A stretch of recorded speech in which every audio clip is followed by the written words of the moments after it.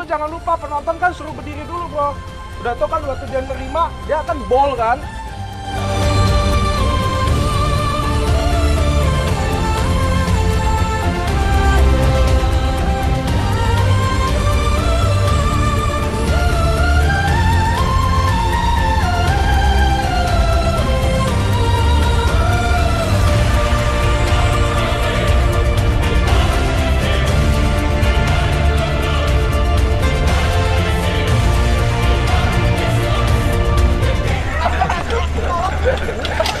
Tangan baik katanya.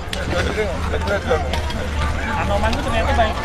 Oh iya Pak, katanya kan sudah.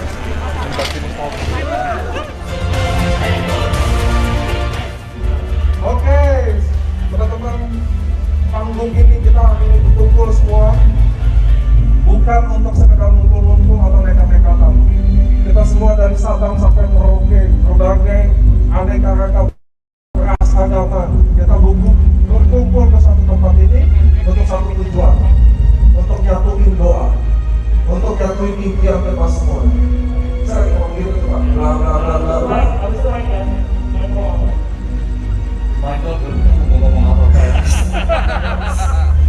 Ini kan saya persiapkan segera malam ini. Oh, hari ini Tuhan saya memanggil teman-teman.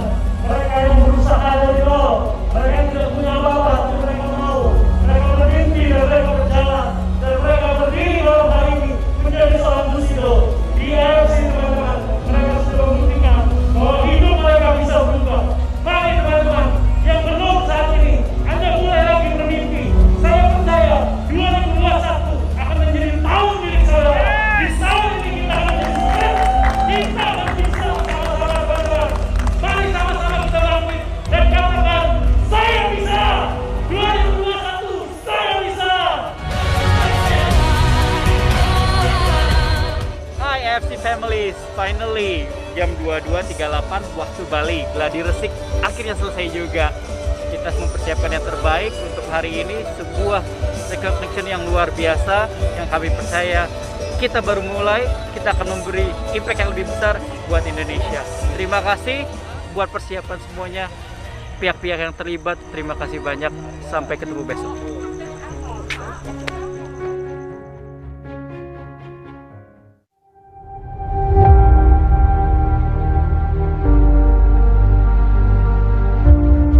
Halo teman-teman semua, kita sudah tiba di GWK. Hari ini 21 Juni 2021 kita akan memulai sejarah teman-teman. So kita mengikuti semua aturan teman-teman, kita lihat acara ini akan wow, spektakuler dan safe. Bye. Selamat sore. Aduh,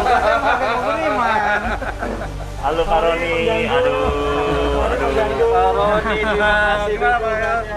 Happy anniversary. Happy anniversary. Kita nggak boleh ganggu berarti ya.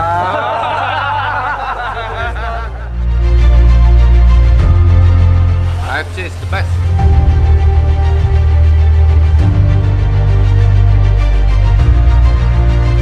Ya Bu, silakan enjoy dulu ya. Santai dulu ya. Terima kasih Pak. Saya bilang ini sebelum ini sesudah ya, kalian pada glowing udah pakai AFC ini. Ini ada persembahan dari UKM yang berjualan. Oh, oke. Ya silakan dicobain ya Bu ya. Terima kasih. Ya terima kasih banyak ya. Terima kasih Pak. Saya dari Kementerian Pariwisata sangat mengapresiasi AFC dalam hal ini yang sudah menyelenggarakan insentif trip untuk 800 orang di Bali di masa pandemi. Ini merupakan percontohan simulasi yang luar biasa, dan kita dari Kementerian Pariwisata dan Ekonomi Kreatif juga mengawal pelaksanaan protokol kesehatannya sekaligus perizinannya dari Mabes Polri. Kami mengapresiasi apa yang sudah dilakukan AFC, sumbangannya terhadap kesehatan, penanggulangan COVID, dan juga sumbangan kepada UMKM yang merupakan salah satu dari visi dari Kementerian Pariwisata juga. Dan penyelenggaraan acara ini di Bali dengan protokol kesehatan yang ketat menunjukkan bahwa kita sudah mampu menyelenggarakan insentif trip di era pandemi dengan protokol kesehatan. Terima kasih AFC. akhirnya yang ditunggu-tunggu oleh kita teman-teman keluarga besar AFC Recognition Night, The Spirit of Samurai. Hari ini kita di Bali, di GWK teman-teman. Kita hari ini akan merayakan keberhasilan para achiever.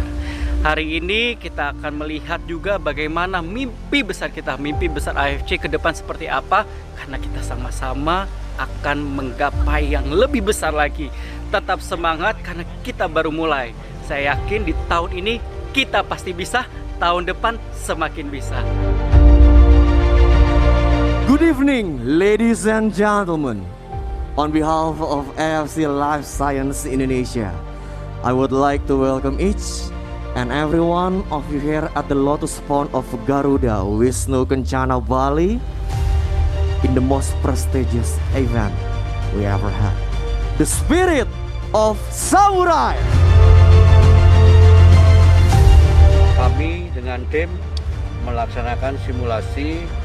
Mereka menyodorkan hasil rapid test dengan KTP sesuai nama masing-masing. Itu yang kami patut acungi jempol kepada panitia. Pada dasarnya panitia sudah melaksanakan prokes kesehatan yang benar dan sangat ketat. Halo semua leader dan member, hari ini kita lagi siapin acara GWK. Ini acaranya temanya Spirit of Samurai. Spirit of Samurai adalah tema yang paling cocok di mana masa pandemi ini kalian bisa jadi pahlawan keluarga. Seorang ibu, seorang suami, ayah, teman-teman semuanya. Kalian hari ini adalah pahlawan, kalian adalah pejuang. The Spirit of Samurai. Sukses!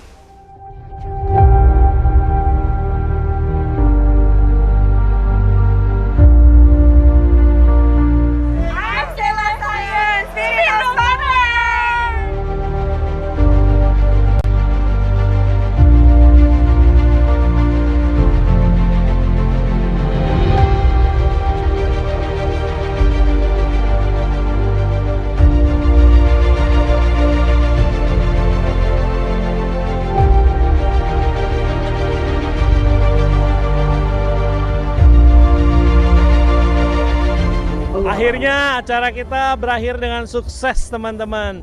Terima kasih udah hadirin acara kita, terima kasih udah support. Saya juga mengucap syukur untuk kesetiaan teman-teman di mana kita bisa menjadi terang. Tadi kita donasi untuk bikin rumah sakit AFC pertama di Kota Lombok teman-teman. Saya happy banget acara ini bisa selesai dan kita masih dalam penutupan pun kita masih tertib dan taat sama protokol COVID. Terima kasih semua, God bless you all, I love you all, bye.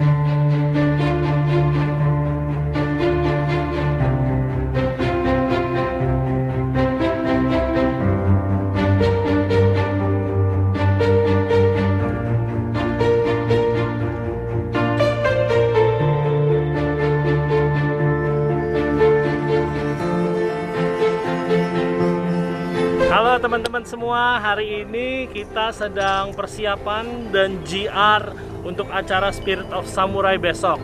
Kalau teman-teman lihat, kita lakuin yang the best buat merayakan teman-teman semua.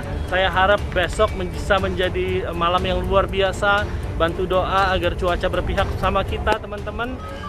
Talent-talent yang kita bawa adalah talent-talent terbaik dan ini adalah acara besar, acara terbesar pertama di Bali setelah COVID. Jadi kita adalah pembuka acara di Bali itu teman-teman. Mudah-mudahan ekonomi di Bali pulih kembali. Kita juga menggandeng UKM-UKM di mana teman-teman nanti bantu berbelanja, bantu ekonomi Bali pulih kembali.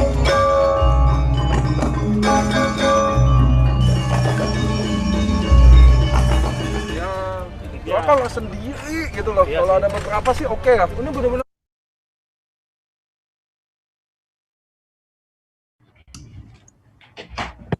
Pak, katanya Rudi itu mau coba tes slide, Pak. Oke, enggak, tes aja nggak apa-apa. Oke. Bu Anda boleh dibantu? Mungkin mau coba slide-nya?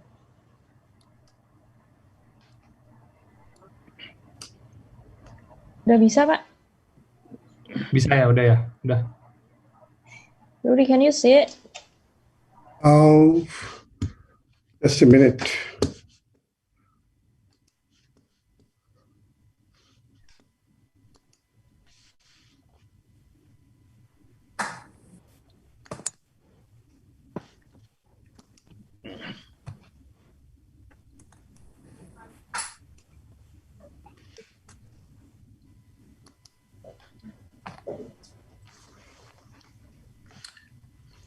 Yes, I can. Wanda, but I think Azim is now trying to upload his slide deck. Yeah, I'm trying. Just a minute. Sure. Okay.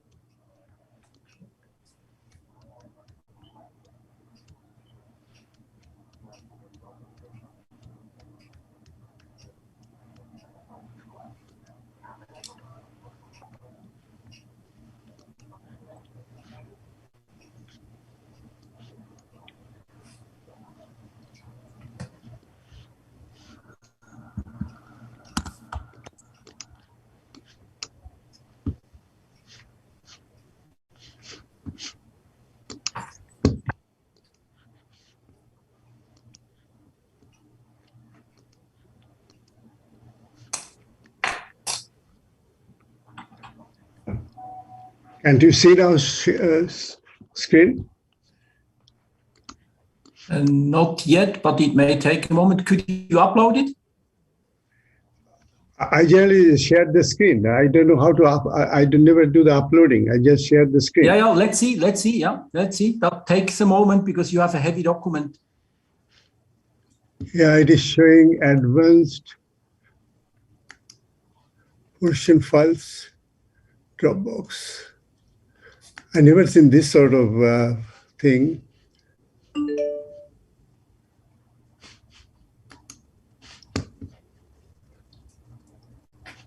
Or why don't you upload? Let's see. Let's see. Yeah, I will. Wanda? Because I could not. Hold on a second. Okay, just this advanced sharing option. Oh, no, that's okay. I can't do much. No. Prof. Asim, you just there is a. You know what, Asim, shall I check with Wanda? Yeah, you check with your one that I send you. Can you Wanda, upload it? Wanda? Yeah, I can share it, not upload it. Yeah, share is fine. Sharing is fine. Yep. Please use the one I shared with you a minute ago. Yeah. Okay. Okay. This is the one that you shared to me. Yeah, very good. Okay. It's not showing very well in my computer. It takes a moment. It takes a Magic. moment. It takes a moment. Can you see? Can you see it now? Yeah.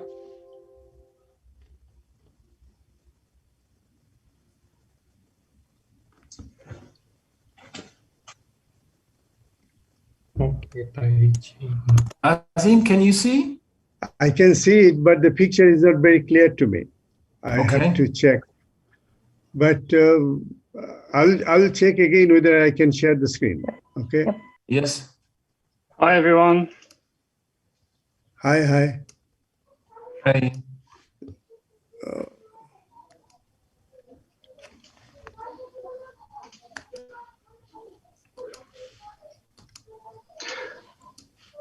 Rudy, does that the version that you sent, does that have the summary slides? Yeah. Okay, good. Yeah. Okay, I'm going out and coming again. Okay.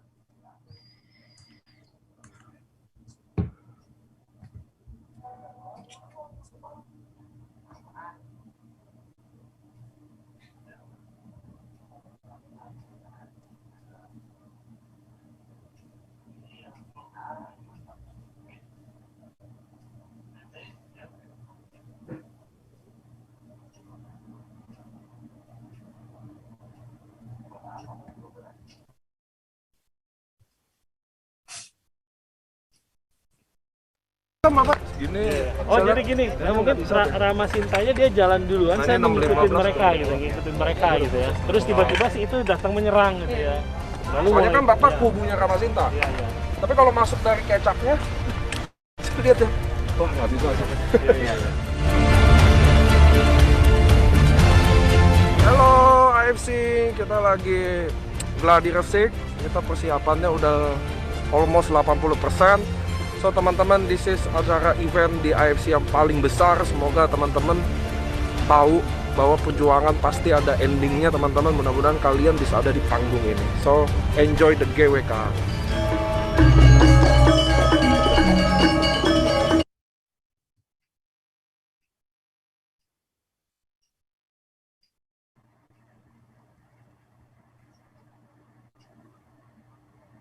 Nah, oke.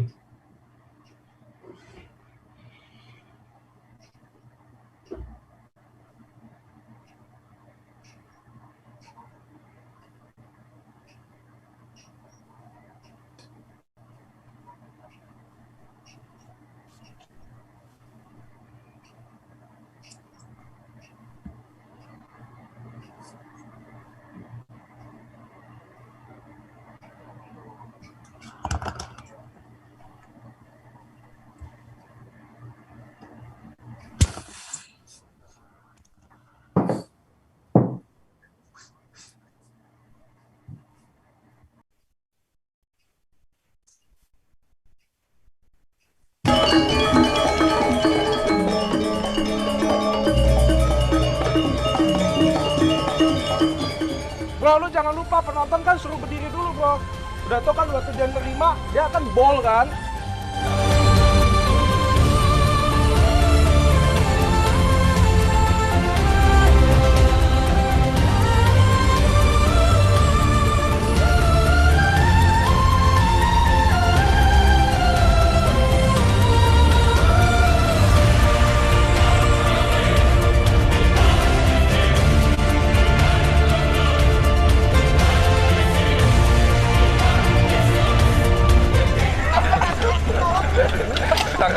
baik katanya.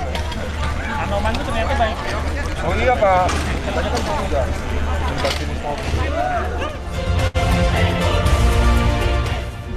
Oke, teman-teman, panggung ini kita hari ini berkumpul semua bukan untuk sekedar ngumpul-ngumpul atau nekat-nekatan. Kita semua dari Sabang sampai Merauke, berbagai aneka ragam ras agama, kita berkumpul ke satu tempat ini untuk satu tujuan, untuk nyatuin doa, untuk nyatuin impian kita semua. Saya ngomong gitu Pak, bla bla bla bla bla. Habis itu baik ya. Michael belum ngomong apa-apa ya.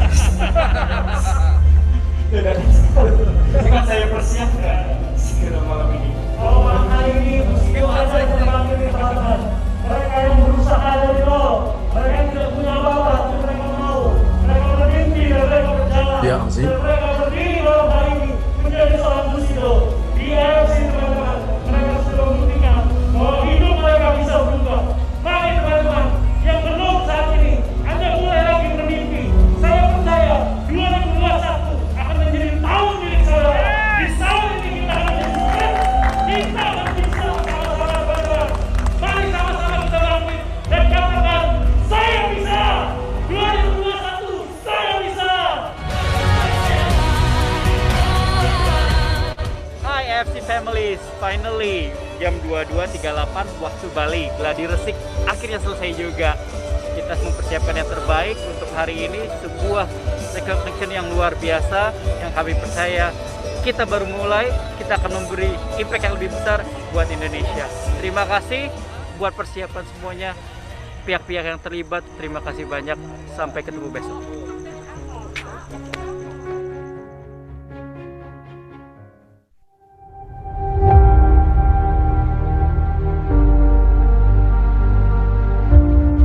Halo teman-teman semua, kita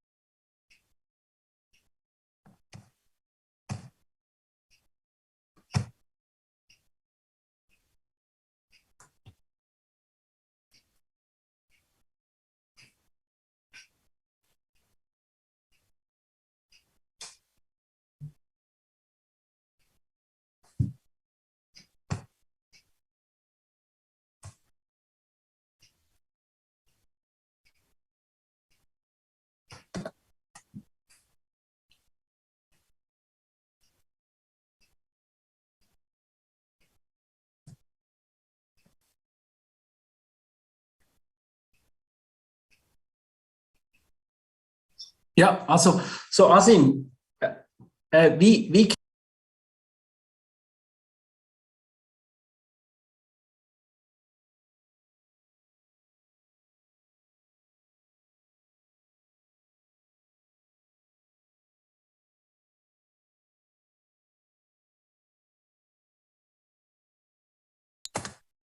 yeah, now it's good, Azim.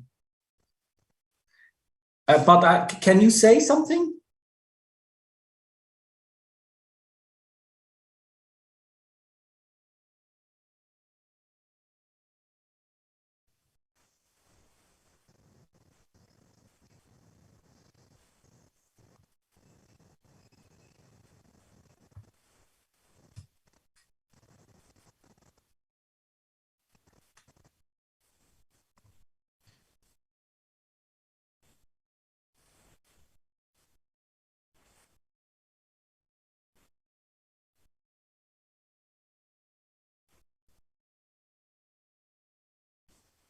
I think you're fine.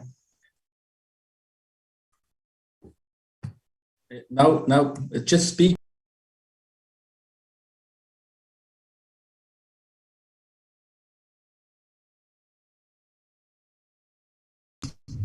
Here now, you can hear me? Yep. Prof, we can hear Okay, you. so everything is okay then. If I change the slide, can you see the slide? Yeah, we can see the slides. Okay, so everything is okay then. Yep, yep. Yeah, Yeah. Okay. All right. Bye bye. Thank you. Okay. All right. Bye bye. Okay. Bye.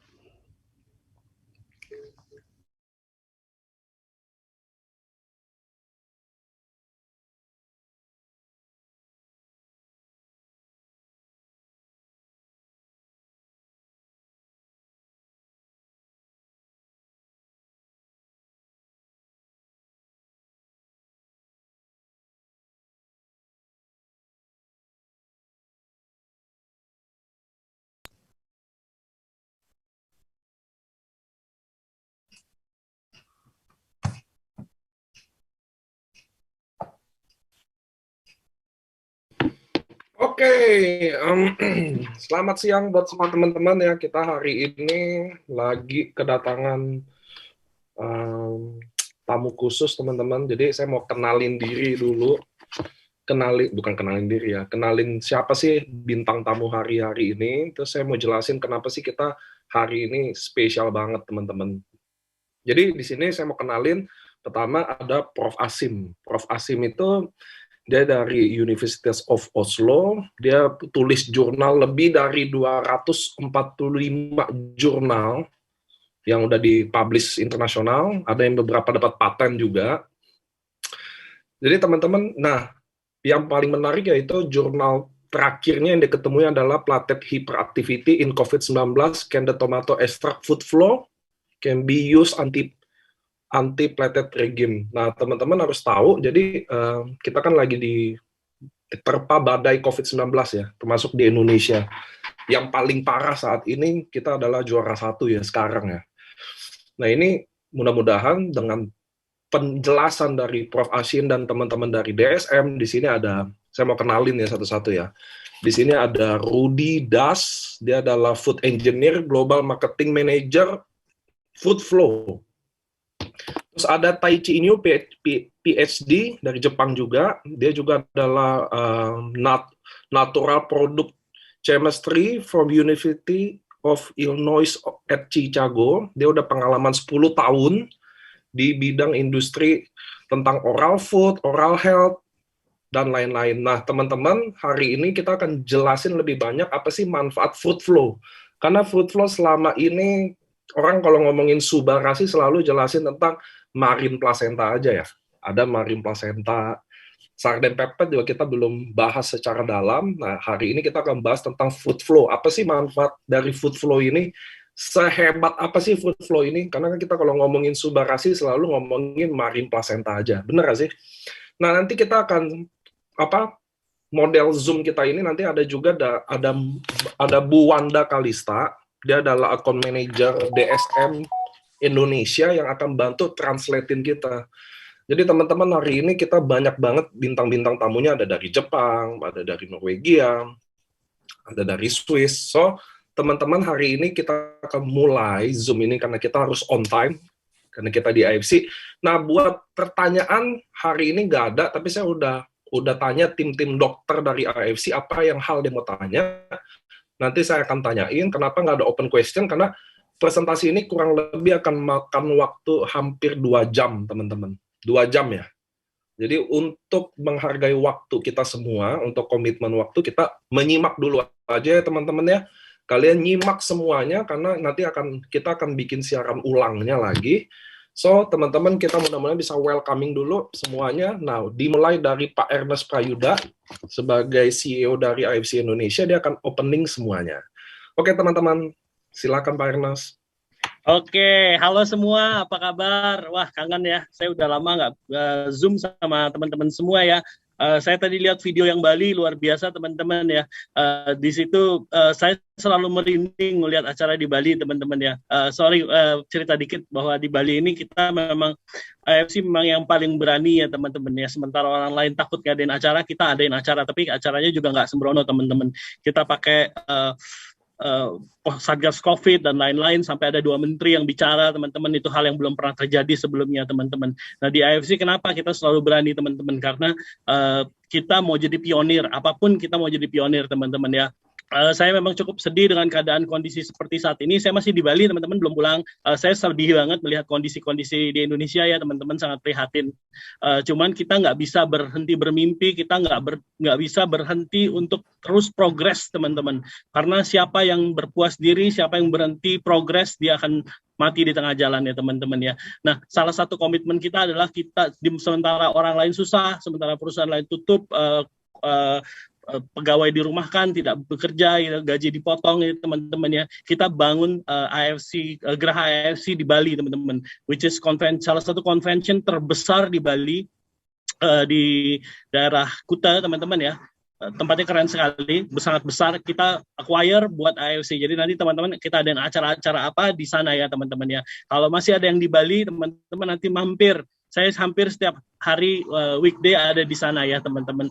Kita tidak akan berhenti progres, teman-teman. Nah, kita mau bicara hari ini, saya excited banget di hari ini banyak orang-orang ahlinya, teman-teman ya. Kita adain seminar, ada Profesor Asim, ada Tai Chi yang PhD, teman-teman, ada Mr. Rudy. Ini semua orang-orang yang super, teman-teman ya. Mereka adalah expert di bidangnya. Ini bukan orang-orang sembarangan. Dan saya happy sekali kita bisa bergabung, mereka bisa support kita dengan seminar hari ini. Kita akan mengenal lebih dalam FRUITFLOW. Nah, FRUITFLOW ini bahan yang super luar biasa, teman-teman, dan hanya kemurahan Tuhan yang bisa membuat kita di Indonesia menjadi pionir. Kita adalah salah satu-satunya di Indonesia yang pegang FRUITFLOW di produknya, gitu, teman-teman ya. Dan kita mendapatkan hak eksklusif juga untuk di Indonesia, teman-teman. Nah, ini bukan sekedar tomat biasa, teman-teman. Teman-teman pelajarin. Kenapa kita bilang ini luar biasa, teman-teman ya? Ini kemarin saya bicara sama Wanda, ini Rudy katanya selalu bingung kalau Indonesia ini demand-nya sangat super banyak. Dia mesti kolek tomat itu katanya dari petani tomat tuh berton-ton, teman-teman, hanya untuk Indonesia. Nah, tomat ini berbeda, teman-teman ya. Bukan cuman tomat-tomatan ya, teman. Bukan semua tomat dipakai, tapi ada bahan sangat sedikit seperti gelnya yang menutupi biji dari tomat, itu yang dipakai, teman-teman. Jadi kebayang satu buah Subarashi seperti ini berapa banyak tomat yang dipakai untuk satu produk. Nah, sebenarnya teman-teman di awal Jepang itu agak reluctant apa ya, kayak nggak pengen. AFC Jepang itu kan mereka bilang, wah, kita kalau bahan-bahan baku yang utama itu harus dari Jepang, harus dari AFC. Nah, dan belum pernah mereka biasanya terima produk atas nama AFC, produk dari Eropa gitu ya, bahan aktif dari Eropa.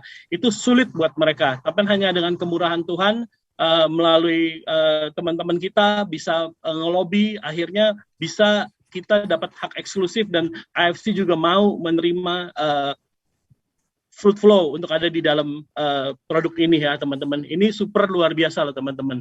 Ada beberapa MLM di dunia, di Amerika itu ya, hanya menjual FRUITFLOW saja. Sedangkan kita ada SOP yang sudah ini ya, kita kan dari dulu kan selalu ya ini gitu ya. Sekarang selalu cerita manfaat marine placenta. Nah, hari ini kita mau lihat lebih dalam bahwa ada bahan aktif lebih sama dahsyatnya, teman-teman. Bahkan di Eropa sendiri orang sudah nggak pakai aspirin lagi. Mereka pakai FRUITFLOW ini, teman-teman, untuk kontrol blood flow. Nah, kita belajar aja dari ahlinya. Saya nggak mau lama-lama, teman-teman. Saya cuma mau ucapin, teman-teman dengerin hari ini ya, pelajarin hari ini. Cuman hari ini saya mau bilang, kita bawa para ahli yang luar biasa, teman-teman. Kalau di AFC, nggak kaleng-kaleng, teman-teman. Ini semua expert daripada expertnya, teman-teman ya. Oke, gitu aja dari saya, nggak panjang-panjang, teman-teman saksikan ya. Thank you semua, God bless you. Okay, thank you Pak Ernest untuk pembukaannya. So, thank you again for everyone to come to the webinar. So, tanpa berlama-lama lagi, we would like to welcome Mr. Taichi Inui to present everything about cardiovascular health. Then we will continue to Mr. Rudy, jadi akan di-continue presentasinya ke Mr. Rudy, kemudian untuk perkenalan FRUITFLOW, kemudian akan continue to Profesor Asim. Jadi bagi member semua, selamat menyaksikan. Okay. So, Taichi, please.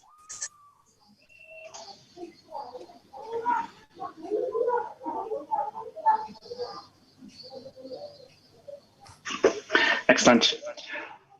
Good afternoon, everyone. Hello from Tokyo. It's a pleasure to be part of this forum, and I'm very excited to see so many of you are joining today. Today, as everyone has mentioned, that we will hear about the importance of circulation and then how food flow can work to facilitate that health. But before we hear from Rudy and then Professor Asim, I would like to spend 3 slides and remind us why we should care about circulation. I am sure for those of us who are joining today are very conscious about our own health and our loved ones, but at the same time, it is sometimes complex, and this is why I kind of wanted to give us a refresher on why we should care about this specific element of health. Next slide, please. Healthy blood vessel is a key for healthy blood flow and then circulation, which delivers the nutrients to tissues and then cells in our body, and then thus keeping them in a good shape. Blood vessels is like a garden hose. You water your plants with a garden hose, whereas you water your cells with blood vessels. We want our garden hose and blood vessels flexible, soft, and clog-free, so it can do its job the best, whereas the rigid, old, brittle, or clogged or kinked garden hose can break or sometimes cannot even deliver the nutrients or the water to where we want it to be. Blood vessel is very similar. You want to keep it soft and inflexible to work as it's designed. Next slide, please. This slide shows you the proportion of that health issues in Indonesia. You see 4 bands from the bottom, 30s and 40s. Up next is 50s, and then up next is 60s, and then the top bar is 70s plus years old. What you see is that proportion of health issues contributed by cardiovascular disease, which is in a darker pink, is increasing as we age. Also, we see that the prevalence of diabetes, which is in the lavender color, is also increasing as we age. And many of you are probably aware that diabetes is also a risk factor for cardiovascular health. So in a nutshell, in Indonesia, like everywhere else in the world, the issue of cardiovascular health only increases as we age. And I forgot to mention that this is the data taken from 2019 WHO Global Burden of Disease data.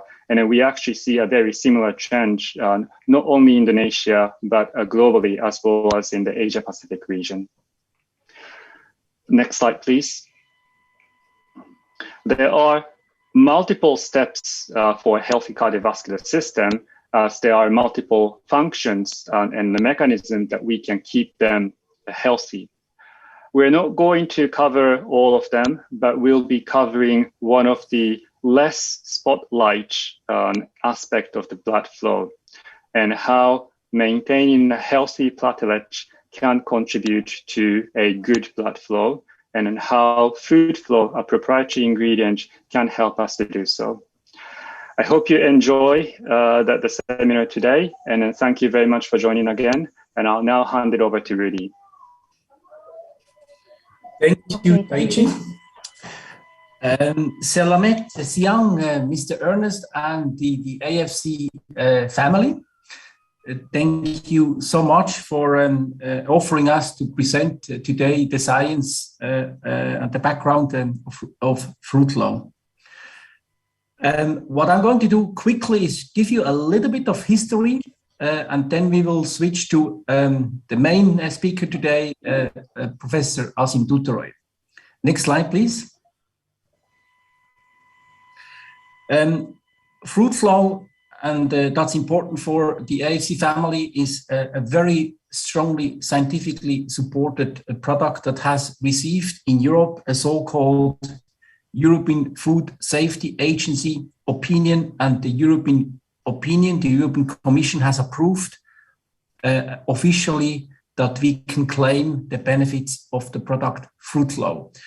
And that's where the story started 8-9 years ago. So we started to introduce the product to many European Union countries. And we did a successful introduction over there. And in the meantime, we have approached other markets. And that's why we are also today speaking to all of you. Next slide, please. The most important, and I choose a slide that everybody can probably understand easily, the most important for all of us is that we have a blood flow that has its way in and out. And the picture here that you are seeing is basically showing a very simple way how blood flow should work. On the left, you see all these blockages. That's where we actually see issues as described already a little bit by Taichi and more to come from Professor Azim. But we would like to have a blood flow that is more in line with what we see to the right.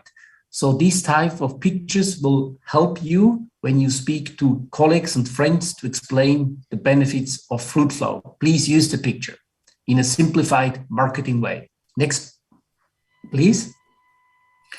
The story, and we will share more, has been introduced by many scientists. I have a few so-called medical and general practitioners that have been quite famous in Europe and in UK. So there are a number of videos that you can access. Some of them are listed here.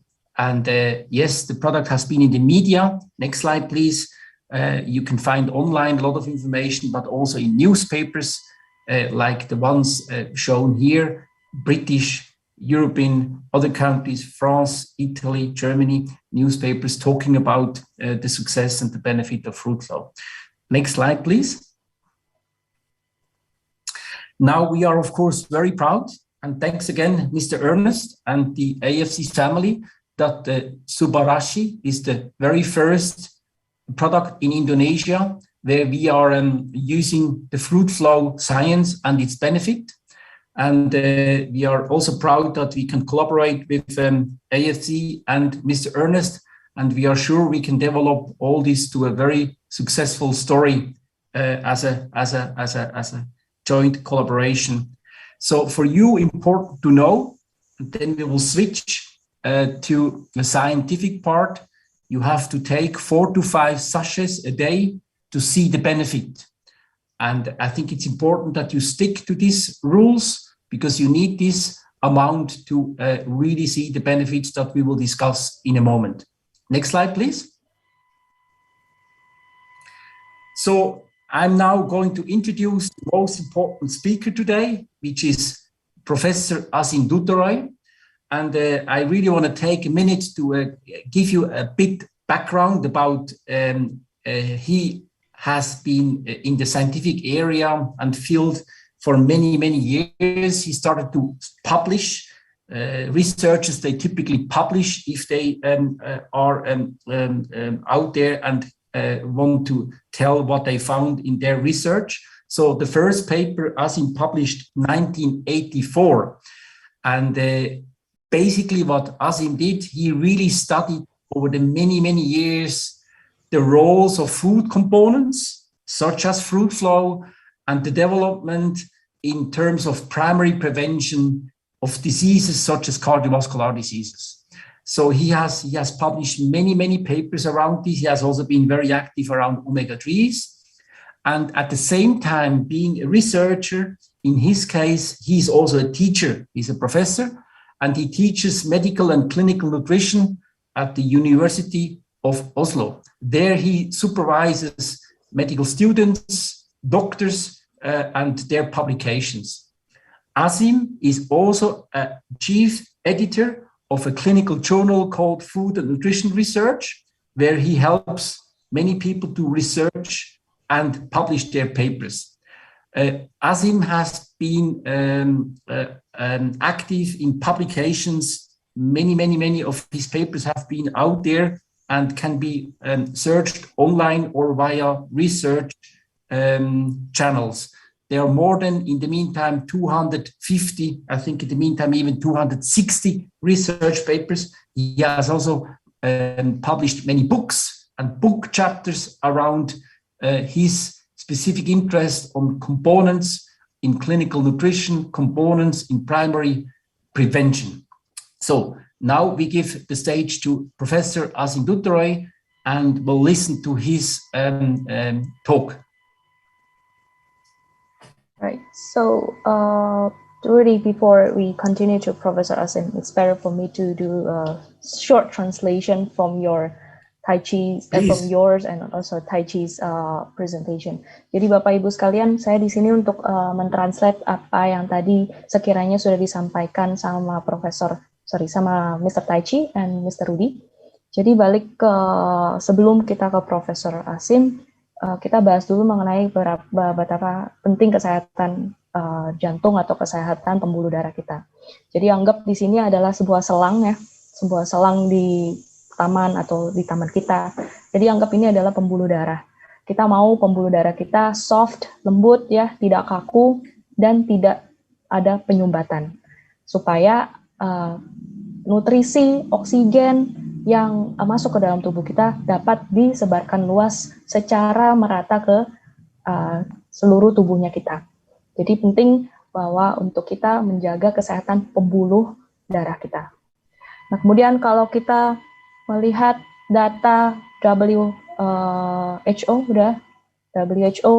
tentang beban penyakit global dari tahun 2019, kita bisa lihat di Indonesia dari umur 30 sampai 70 tahun memiliki resiko kardiovaskular yang tinggi. Dan resiko ini seiring berjalannya umur meningkat. Jadi bisa dilihat dari umur 30, ke 50, ke 60 itu semakin tebal chartnya. Begitu juga dengan diabetes yang di warna lavender atau lilac ya. Ini juga seiring berjalannya waktu, berjalannya umur juga semakin meningkat. Jadi bisa dibilang bahwa kesehatan jantung dan kardiovaskular merupakan masalah kesehatan utama yang ada di Indonesia. Nah, kemudian ada multiple steps, ada beberapa langkah untuk menjaga kesehatan kardiovaskular kita. Hari ini kita tidak akan bahas semua, yang kita akan bahas adalah kesehatan aliran darah, which is adalah hal yang mungkin sering kita lupa. Oh ya, ternyata aliran darah kita tuh perlu juga dijaga. Kesehatan trombosit kita itu juga harus dijaga supaya trombosit kita tidak menjadi hiperaktif. Seperti itu.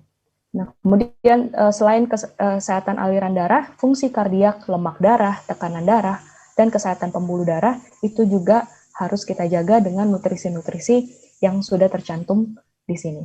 Dan dan untuk menjaga aliran darah, FRUITFLOW adalah salah satu ingredient yang bisa membantu kita mencegah dari penyakit-penyakit yang berkaitan dengan aliran darah.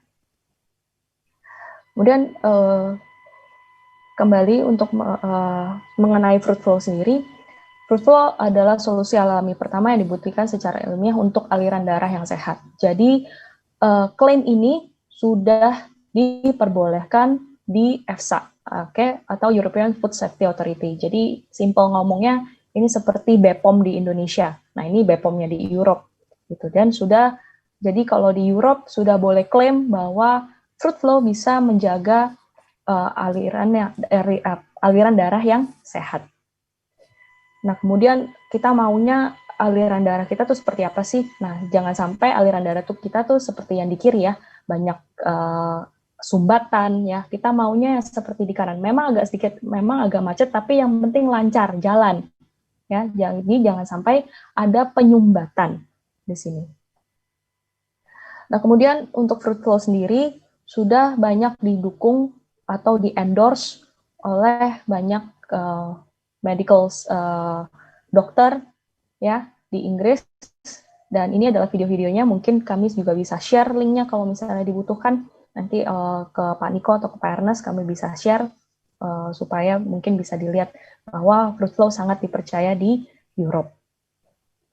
Kemudian untuk di media juga sudah mungkin ribuan artikel mengenai FRUITFLOW di media Europe dan juga di Amerika mengenai kehebatan si tomato ekstrak ini.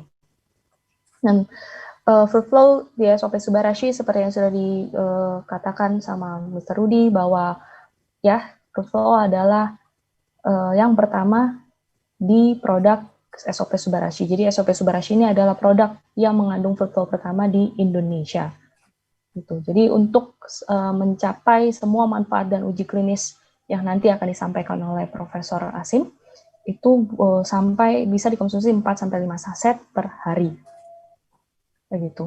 Dan ya, ini adalah kolaborasi pertama, bukan berarti ini kolaborasi terakhir dengan AFC Japan, DSM dan AFC Indonesia, DSM dan AFC Indonesia akan terus berkolaborasi untuk produk-produk yang super selanjutnya.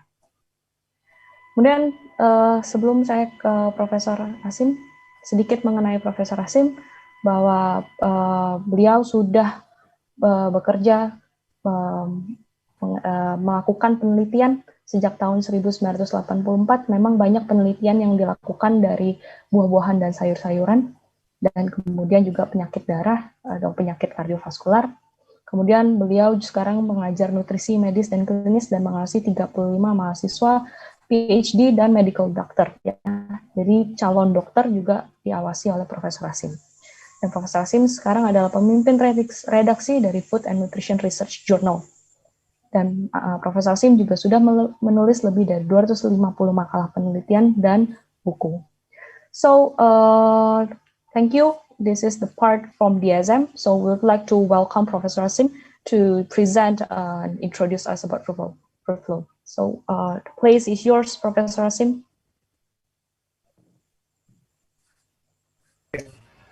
Okay. Thank you very much. Thank you, AFC Indonesia, DSM Indonesia, and Rudy for introducing me to this audience. And today, what I'll do, I will talk about the story behind the development of taking tomatoes to the heart. But these days we know that it is much more than that, because initial knowledge about platelet is all about thrombosis, blood clotting, etc., etc. But the more data are coming now, because of COVID problems and others, that platelet plays more additional role when it comes to COVID patients. And there are different segmental role of platelet. One is hemostatic role that I'll talk later, how the FRUITFLOW is helping, and also other medication. And then the major part of platelet actually is now showing that it is involved so intimately in terms of viral replication, viral immunity against virus, it depends. And then how it becomes a major indication or diagnostic or prognostic test for COVID patients, say for example, D-dimer, etc. And how platelet becomes a central topic or important part in diagnosis or predicting the mortality of COVID patient. And today, as we speak, Indonesia is suffering a lot in terms of COVID infection and mortality. And I sympathize with this, the people there. And hopefully, I think the situation will get better. So with much ado, I will share the screen now and start talking about what I'll be talking today. First thing, can you see the slide well now? Hello? Yes. Okay. Yes, we can, Azim. Okay, thank you. As you see, I'm now sitting in my university hospital office. That is outside window, the slide showing. It's a very good summer here in Norway. Generally, it's a very cold country. And as you see, the title I mentioned is a platelet hyperactivity in COVID patient. And how or why, or whether FRUITFLOW, that is we're talking about today, can be used as one of the regime to protect and prevent this sort of problem that we see, apart from breathing troubles in COVID patient. And of course, platelet hyperactivity can happen in different conditions because of sedentary lifestyle, diabetes, obesity, etc. but also we now know, and it is known, any viral infection, there is a platelet hyperactivity is a result, as influenza, dengue fever, even HIV, etc. So I'll talk about the mechanistic eating, and then I will take you there where we can see that FRUITFLOW can be very helpful to this sort of situation. Before now, I go to the next slide. If you look at next slide, this is very interesting. There are a lot of, cardiovascular disease, as a lot of speakers mentioned, that it is one of the major issues all over the world, still today, even Indonesia. And if you look at the different risk factor of cardiovascular disease, hypertension, high blood cholesterol, etc., there are 200 risk factors. But when you go details into this, say, for example, blood cholesterol, you would see this is a Framingham study in this cartoon.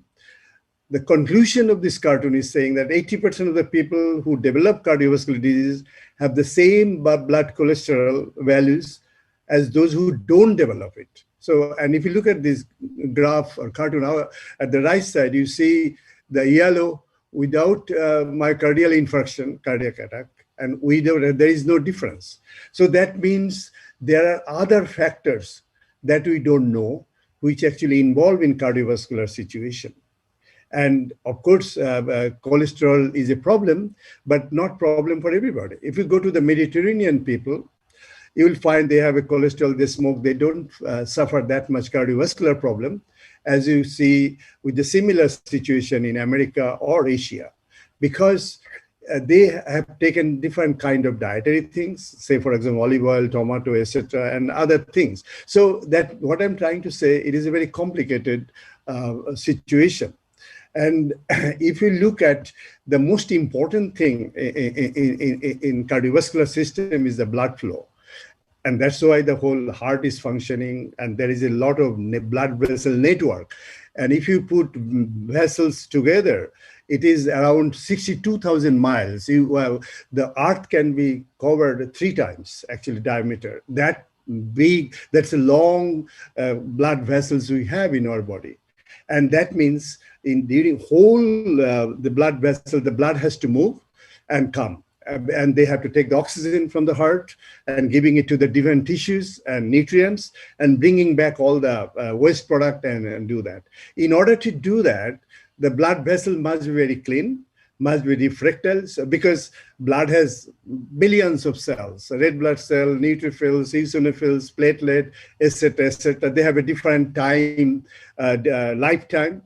From minute to second to minute, and red blood cell 3 months, platelet 10 days, and they do different jobs that we know a little bit, and it is beyond the scope of today. I'm not going to do that. What I'm trying to say that this blood vessel is very important, and if the blood vessel and microcapillary is not there, then we have a problem, because we don't get the oxygen and nutrition, and tissue can die, and that's a big problem. And if you see the left side, then with the time we develop a plaque or fatty streak, and then there is a narrowing of the blood vessels, and then there's a big problem, and ultimately it call it atherosclerosis, and there is a coronary event in stroke and all these things. And we have billions of platelets that I'll be talking about it later, more details. It is kind of a drone. It's a reconnaissance flight. What it does, it travels around the body. And when it travels around the body, it looks for any kind of non-smoothness or discontinuity. If you cut the vessel, then platelet will rush there and will aggregate and stop the blood bleeding. So blood cannot come out of the body, and then it will seal, and then it will repair through different mechanisms. Its main job is to maintain the integrity of the blood vessels, and this is the job. And it is a kind of a reconnaissance flight. It has all the materials in it so that it can do this job with the help of other cells and etc. So it is a kind of autonomous, sensing, very intelligent cells, but it does not have a nucleus. That will come later on. So what happens? This platelet, if this aggregate in a wrong place, wrong time, we have a stroke or heart attack. So this is the main problem. And if you go to the next slide, this is showing a kind of a cartoon what I showed in the left side, the endothelium, the blood vessel surface is smooth, and then the platelet are also smooth and non-active. They are floating around and doing their job. But when the platelet sees this is a broken vessels in terms of cut or a plaque formation, or because of smoking, inflammation, vessel wall is activated, then it will also activate. It will aggregate, it will bring back so many cells together and make a kind of a cell. And this is a very important for us to survive, because if the blood comes out of the body, we will not survive. The blood pressure will fall, etc. So it's the main job is very important to maintain the integrity and to repair the cells and maintain the patency so blood flow can go on. And important is blood flow, because blood is a thixotropic fluid. If its density is increases, if the flow is less, then it will try to, velocity will be less and a big problem will come. So the main thing is to keep the vessel wall clean, so blood can flow, it can go to the brain, so we can think and we can survive better, go to the skin, so skin can be better. It can go everywhere, wherever our body is and needed in proximity, and also the upper system. So it's very important.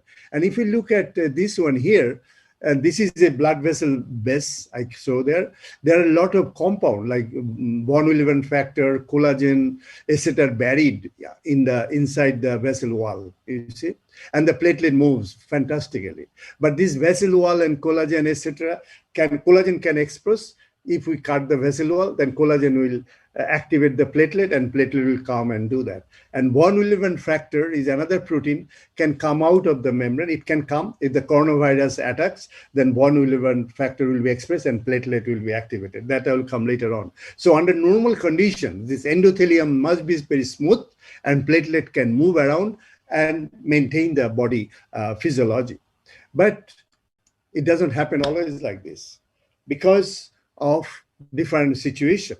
Is because of bad diet, because of intake of saturated fatty acid, because of sedentary lifestyle, because of smoke, because of diabetes and pollution, etc., that goes inside the blood and then can activate platelet as well as the endothelium. And as you see, there are a lot of kind of a bumper is popping up from inside the vessel wall and then try to deter the blood flow. This is a question. And that means the platelet will come, see it, and it will ask for other cells to come because it sees a danger there. It doesn't know the cause of it, but it knows something is happening in the vessel wall, damage, and platelet will come and make a seal, etc., etc. And that can, if it happens in the coronary circulation, then we have a problem. If it happens in the brain, we have a problem. And if it is happen when it is needed, like we have a vessel wall is damaged, then it is okay. So these sort of things, if happens untimely in a wrong place, it's a disease and can lead to death. And if it is happening when the physiology is important, when the vessel wall is damaged, and platelet will come and do that. So this is a very important fine balance of platelet and endothelium that is occurring all the time. But, and as I see it, so show it here, that this is a blood vessels and the blood flow is there. And if there is a docking system is activated because of different expression of adhesive factors on the endothelium, on the blood vessels, then there is rolling would be a problem.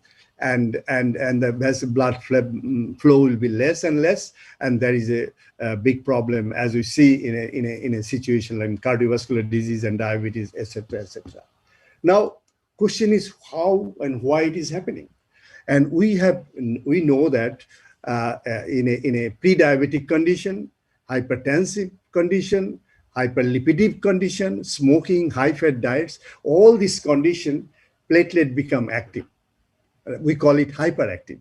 In a normal condition, platelet is a shiny, smooth cell. It moves around.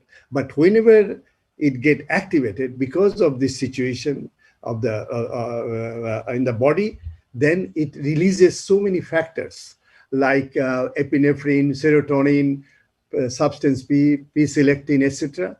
And then they try to activate the blood vessel wall. and that is the creation. That's why it is involved in atherosclerotic processes. And when there is a huge activation of platelet aggregation, then it can lead to arrhythmia. It produces so many things, as you see here, myocardial dysfunction, and also it can produce serotonin, reactive oxygen species, thromboxane A2, and the vascular smooth muscle become constricted, and it happens. And then you have a plaque rupture that happens, that can lead to big problems. And these are the conditions I cataloged that lead to hyperactive platelet. That is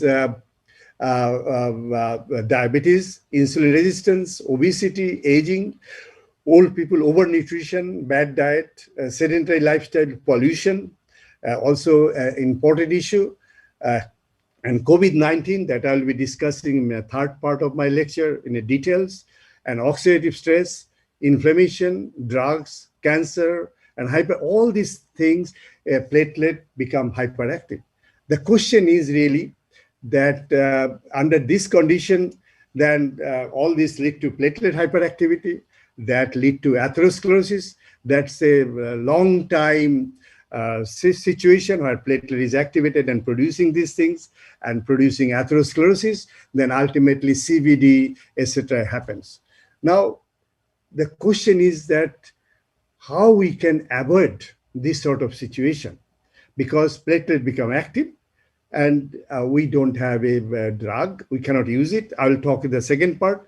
Now somebody will summarize this talk in whatever I said so far in Bhasha. So I'm stopping it here and someone will be talking now. Thank you. Right. Thank you, Professor. So, saya di sini untuk merangkum tadi apa yang sudah disampaikan oleh Profesor Hasim, bahwa key takeaway-nya adalah bahwa kolesterol, itu kalau misalnya Bapak Ibu pergi ngecek kolesterol di darah, itu bukan satu-satunya faktor yang mempengaruhi aliran darah. Karena tadi kita lihat di presentasinya bahwa 80% orang yang memiliki kadar kolesterol darah itu belum tentu punya resiko kardiovaskular. Jadi 80% orang yang punya penyakit kardiovaskular itu punya level kolesterol yang sama orang-orang yang tidak punya penyakit kardiovaskular. Itu highlight yang, jadi apa sih yang kita mesti cek? Nah, kemudian di darah kita ini ada yang namanya trombosit. Nah, kalau misalnya ibu bapak tahu semua, trombosit itu adalah sel penting yang ada dalam darah kita untuk mencegah pendarahan. Jadi simpelnya kalau darah kita luka, kalau kulit kita luka, kalau kulit kita luka, ada sel trombosit yang membantu supaya darah kita tidak mengalir keluar atau membantu penggumpalan darah di daerah yang luka, external bleeding ataupun internal bleeding. Namun trombosit ini bisa menjadi hiperaktif, ya. Jadi tidak ada kondisi luka pun dia bisa menjadi aktif di dalam darah kita. Nah, kalau misalnya trombosit menjadi hiperaktif di dalam darah kita, dia akan lengket satu sama lain dan menempel di dinding sel kita dan akhirnya menyebabkan yang dinamanya aterosklerosis atau penyumbatan dalam darah. Nah, apa sih sebenarnya yang menyebabkan si trombosit ini menjadi hiperaktif? Satu, bisa jadi karena diabetes, kemudian memang ada kondisi hipertensi, ya. Kemudian kebanyakan duduk itu juga bisa menyebabkan trombosit, ya, menyebabkan trombosit yang hiperaktif, ya. Jadi kemudian beberapa lifestyle yang kita pilih, misalnya high fat diet, kemudian kebanyakan gula, itu juga dapat menyebabkan kondisi trombosit yang hiperaktif. Ya, jadi kondisi yang trombosit yang hiperaktif akhirnya dapat menyebabkan resiko penyakit kardiovaskular. Dan kita tidak akan pernah tahu, ya, kita nggak akan pernah merasa itu non-simptomatik, darah kita ngentol nggak ya, darah kita, trombosit kita hiperaktif nggak ya, itu tidak ada simptomnya. Nah, terus gimana sih, solusinya gimana ya? So, kita continue ke Profesor Asim punya section kedua. So, Profesor Asim, you can continue to your second section. Thank you.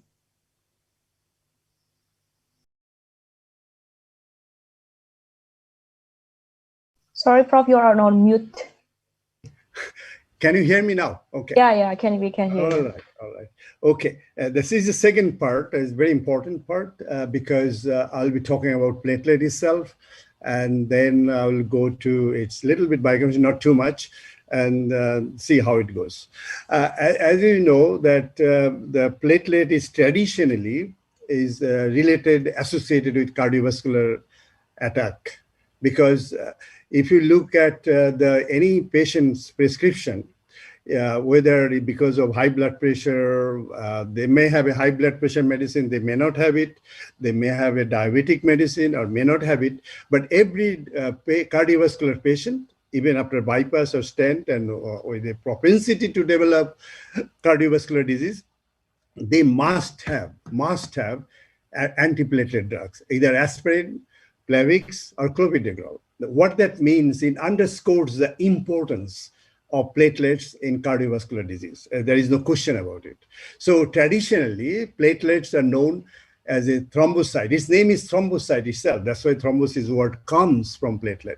And it is so important, and it is the essential component of cardiovascular disease. There are three components. One is the blood clotting system, one is platelet itself, and there is endothelium, that I'll talk blood vessel things. So all three are very important, but platelet is a central situation because it is also involved in atherosclerotic development. It is involved in the penultimate attack. Cardiovascular aggregation is involved in the in clot formation is very important. And third, we'll talk about immunology and COVID patient, how important it is and how it is making a mess in a COVID patient. Anyhow, I will now talk in this slide. I'm showing it that how the platelets are produced.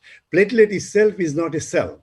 The complete cell. It does not have a nucleus. It has no capacity to produce new mRNA or protein, but it carries so many things. It is kind of a drone. I used to call it as a reconnaissance flight. Now we call it as a drone. If it needs to be, it can kill its enemy. It has a lot of ammunition in it, pre-made already, and it is inside the cell, but it does not have a nucleus. It has a ribosome, protein synthetic machineries. It has mRNA, a vesicle mRNA, when it's produced in the bone marrow, and it carries it.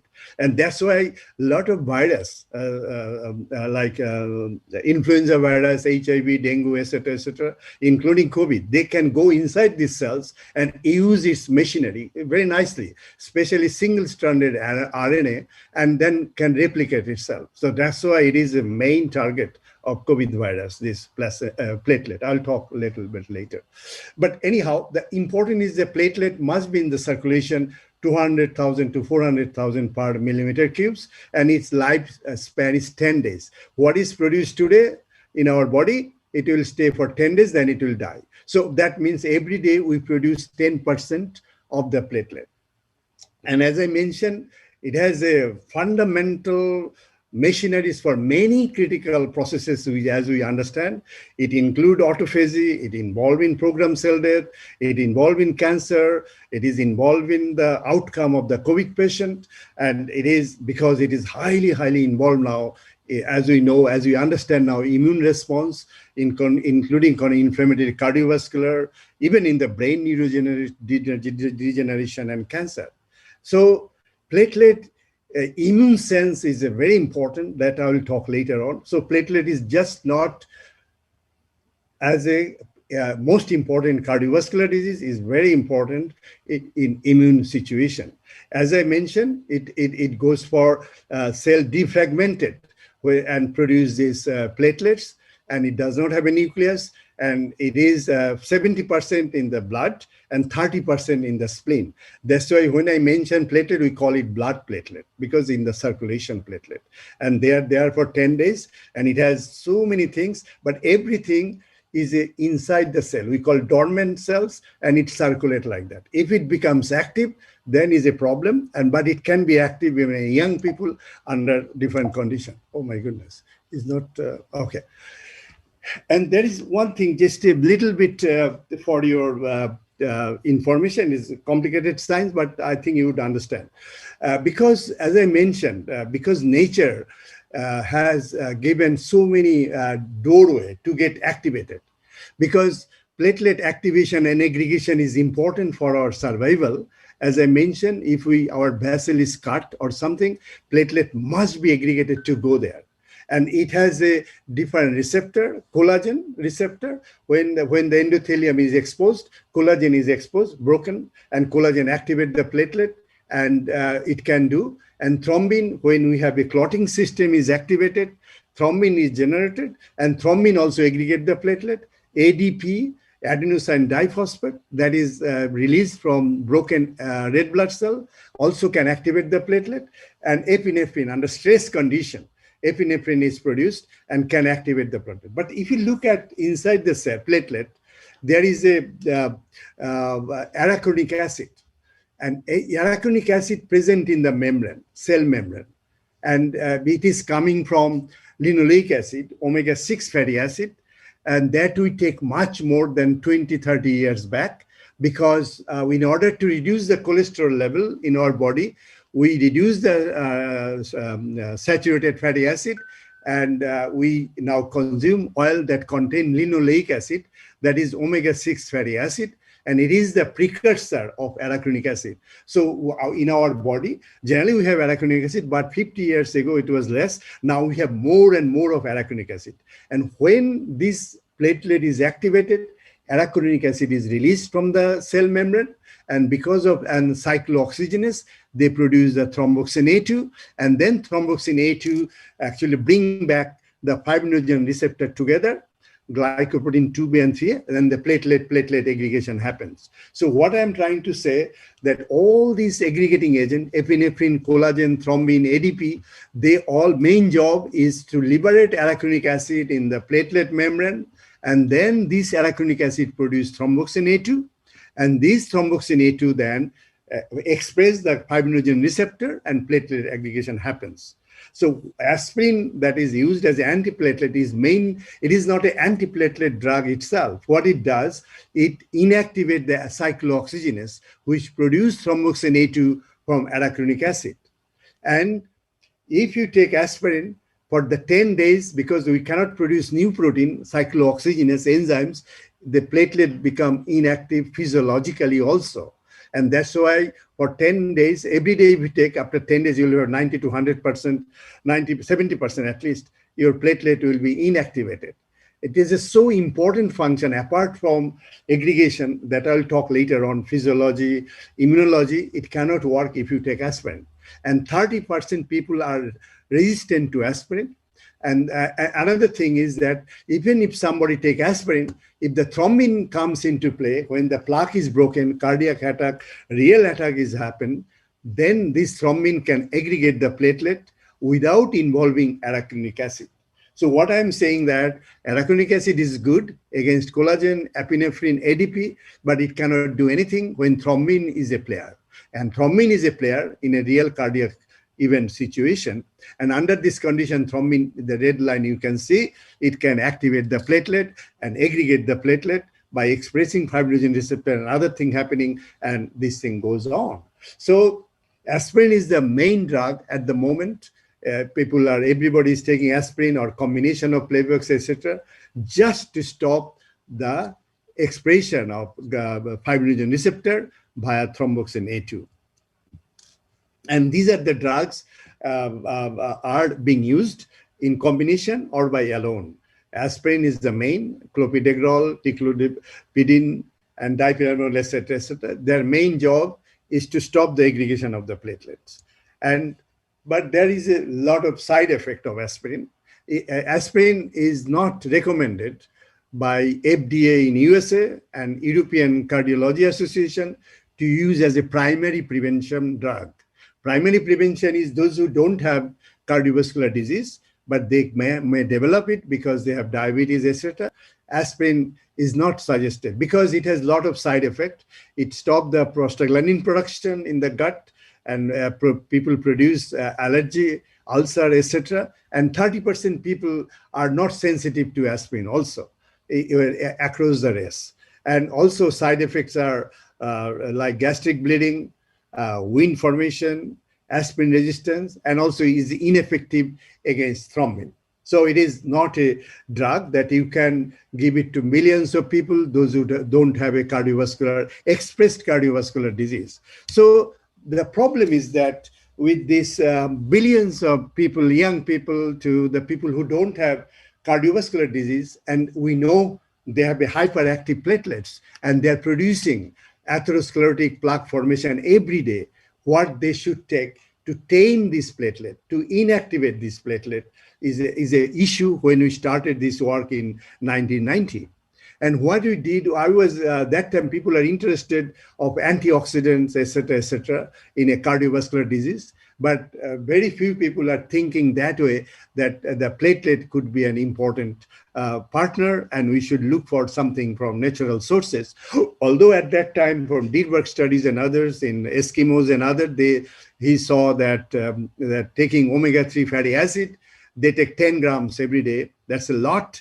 And they have a higher bleeding time is much more. And their parturition, the baby is coming out much later because of prostaglandin 2 series are less because they take omega-3 fatty acid. But for the normal population in the world, they don't take that much omega-3 fatty acid. And it takes months after months in order to enrich the body, including platelet, with omega-3 fatty acid. So you can replace arachidonic acid with eicosapentaenoic acid, and it will then produce thromboxane A3, not 2, which is not aggregated. That is the rationale that I showed in the previous slide. So that is the situation. And there are some studies with garlic, etc., but study was not convincing, and the benefit is very little. So I was interested to see whether any fruits or that is available in the Western market has anything there to inhibit the platelet aggregation. So we started with a very, very kind of a mundane chemistry. That is, we take the fruits and make an extract, juice out of it, and the pH is very, very low because highly acidic, most of them. So we neutralize the pH, and then we take the blood, we isolate the platelet-rich plasma, and we incubated platelet-rich plasma with different fruit juice. And if you look at the curve on the left side, you will see that the tomato is the most effective inhibitor of platelet aggregation compared to, other fruits. Either it could be apple, it could be orange, etc. They have some activity, but none is close to tomato. And it is nothing to do with the antioxidants, because antioxidant capacity of these fruits more or less same or different places. So this activity is something different and new. Some compounds, which then later we found after a lot of work done, that it has the purified compounds, several compounds. It has the nucleosides, the derivative of a lot of phenolics, flavonoid, glycoside, etc., are the main components that we call later on FRUITFLOW. And this is the first paper published in platelets from my lab. It was patented, and later on, and that is the published paper was in 2001. And then we also we started calling FRUITFLOW later on. We showed that, as I mentioned, that there are different aggregating agents that can aggregate the platelet, and it's very important in physiology. The God or whatever, he does not allow just single agent that can activate the platelet. So there are several agents: ADP, collagen, arachidonic acid, thrombin. They are the aggregating agents, so that platelet makes sure the platelet aggregates. And what we did, we found, we then compared with aspirin versus tomato extract, which is the best one. If we look at the left side, aspirin is good against arachidonic acid because, as I mentioned, aspirin is an inhibitor of cyclooxygenase only and not others. And these things, and it can inhibit these things. Whereas tomato extract, which inhibits aggregating agents, all the including thrombin. Thrombin is the killer when the attack is happening. And aspirin is nothing to do with it. It cannot do anything.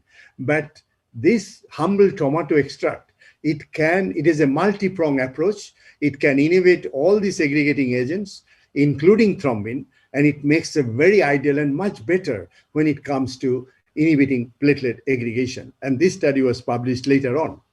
And if you look at our papers, you will find there are 9 or 10 trials happens we using these components. We call it FRUITFLOW now, and we developed how it works with a different mechanism. As I mentioned, platelet is an anucleated cell, but it has batteries of receptors for aggregation, for so many things, activating neutrophils that I will talk later on, immune function, etc. And most of them are really inhibited by FRUITFLOW and by different pathways, where the aspirin is only one pathway that inhibit cyclooxygenase only. And in this trial, we noticed there is no effect on other segment of the cardiovascular system. It does not affect clotting time. It does not affect prothrombin time, and no adverse effects are noticed because it is possible. Although 100 years ago, the tomato use is happening, but tomato has been used extensively in all kind of civilizations and their cooking system, etc. And of course, there is no effect. And this is no addition of outside any compound. It is a simple isolation of the active fraction by reductive methods. So it's a very natural, and it has a water-soluble compound. It is a heat-stable, very soluble, and easily absorbed within 1.5 hours or so.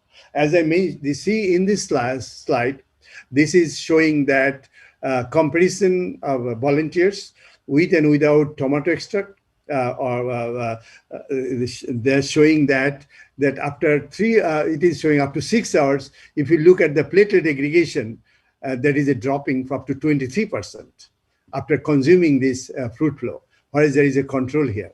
And this effect can go up to 18 hours. That is very important. It is reversible also. In aspirin, if you started taking it, it can continue up to 10 days. As long as the platelet survives, it is inactivated. It cannot take part any other physiological function. And that's why if somebody needs surgery, etc., aspirin is no-go. But with this one, every 24 hours, you need another dose to maintain the platelet inactivation of 10, 20 to 30%. You cannot make platelet 70%, 80% inhibition, then there is a bleeding problem, other problem can happen. And this work was published in American Journal of Clinical Nutrition in 2006. And after all this dossier we prepared from Provixis, and it is then approved by European Food Standard Agency after seeing all the human trial data, scientific data, reproducibility, etc. This is the first European approved food, functional food in Europe by European Food Standard. It is the first one. And it is mentioned, it is allowed to say that it helps maintain normal platelet aggregation and contribute healthy blood flow.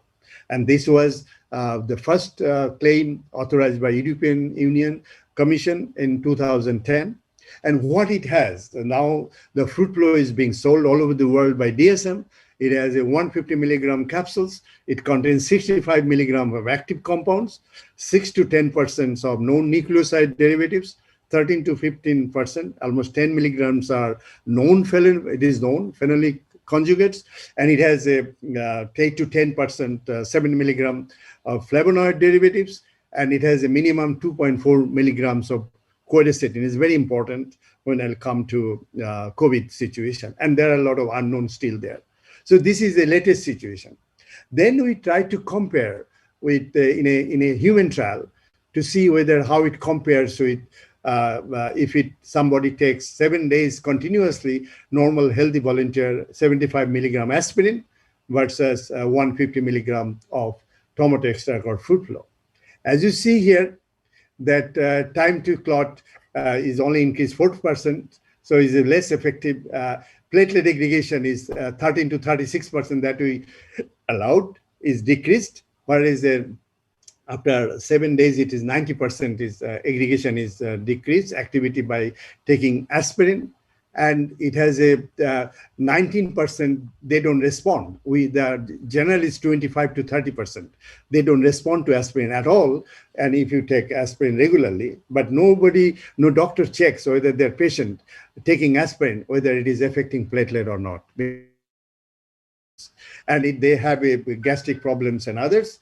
And whereas this tomato extract, even you take every day, it still it maintains the physiology of the platelet, but it takes off 25% of platelet aggregation, 13 to 36%, which is quite good. The hyperactivity of the platelet is reduced, but it maintains the other function and physiology. So that means it can be used as a primary prevention, where this aspirin, in normal people, if it takes it, then it loses the platelet activity by 90% or more, and a lot of side effects. And that's why it is not allowed to have a aspirin regularly for normal, apparently healthy population. So this study was published in European Journal of Nutrition, and it is clearly showing that tomato extract, if you take regularly, you maintain the physiology of the cardiovascular system. Whereas in aspirin, as we know, that it has a irreversible inhibitory effects on platelet and with the side effects. So it is not recommended to take every day for everybody. Then we did one study to show that, because angiotensin converting enzymes is producing angiotensin is one of the, there are several mechanisms that blood pressure is maintained in the body.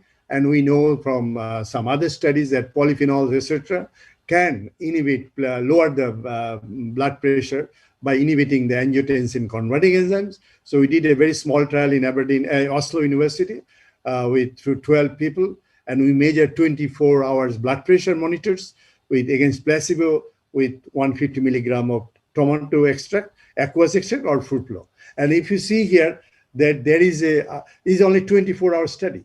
And we showed that taking tomato extract or FRUITFLOW, 150 milligram, you reduce the blood pressure in these people. Whereas in placebo, there is no effect. As you see in the right side, it is showing that there is quite a good decrease in blood pressure. And even 2% decrease is quite helpful in order to reduce the cardiovascular event. So this FRUITFLOW is not only reducing reversibly platelet aggregation, it also lowers the blood pressure in human body, and also in vitro we showed that is directly inhibiting angiotensin converting enzymes.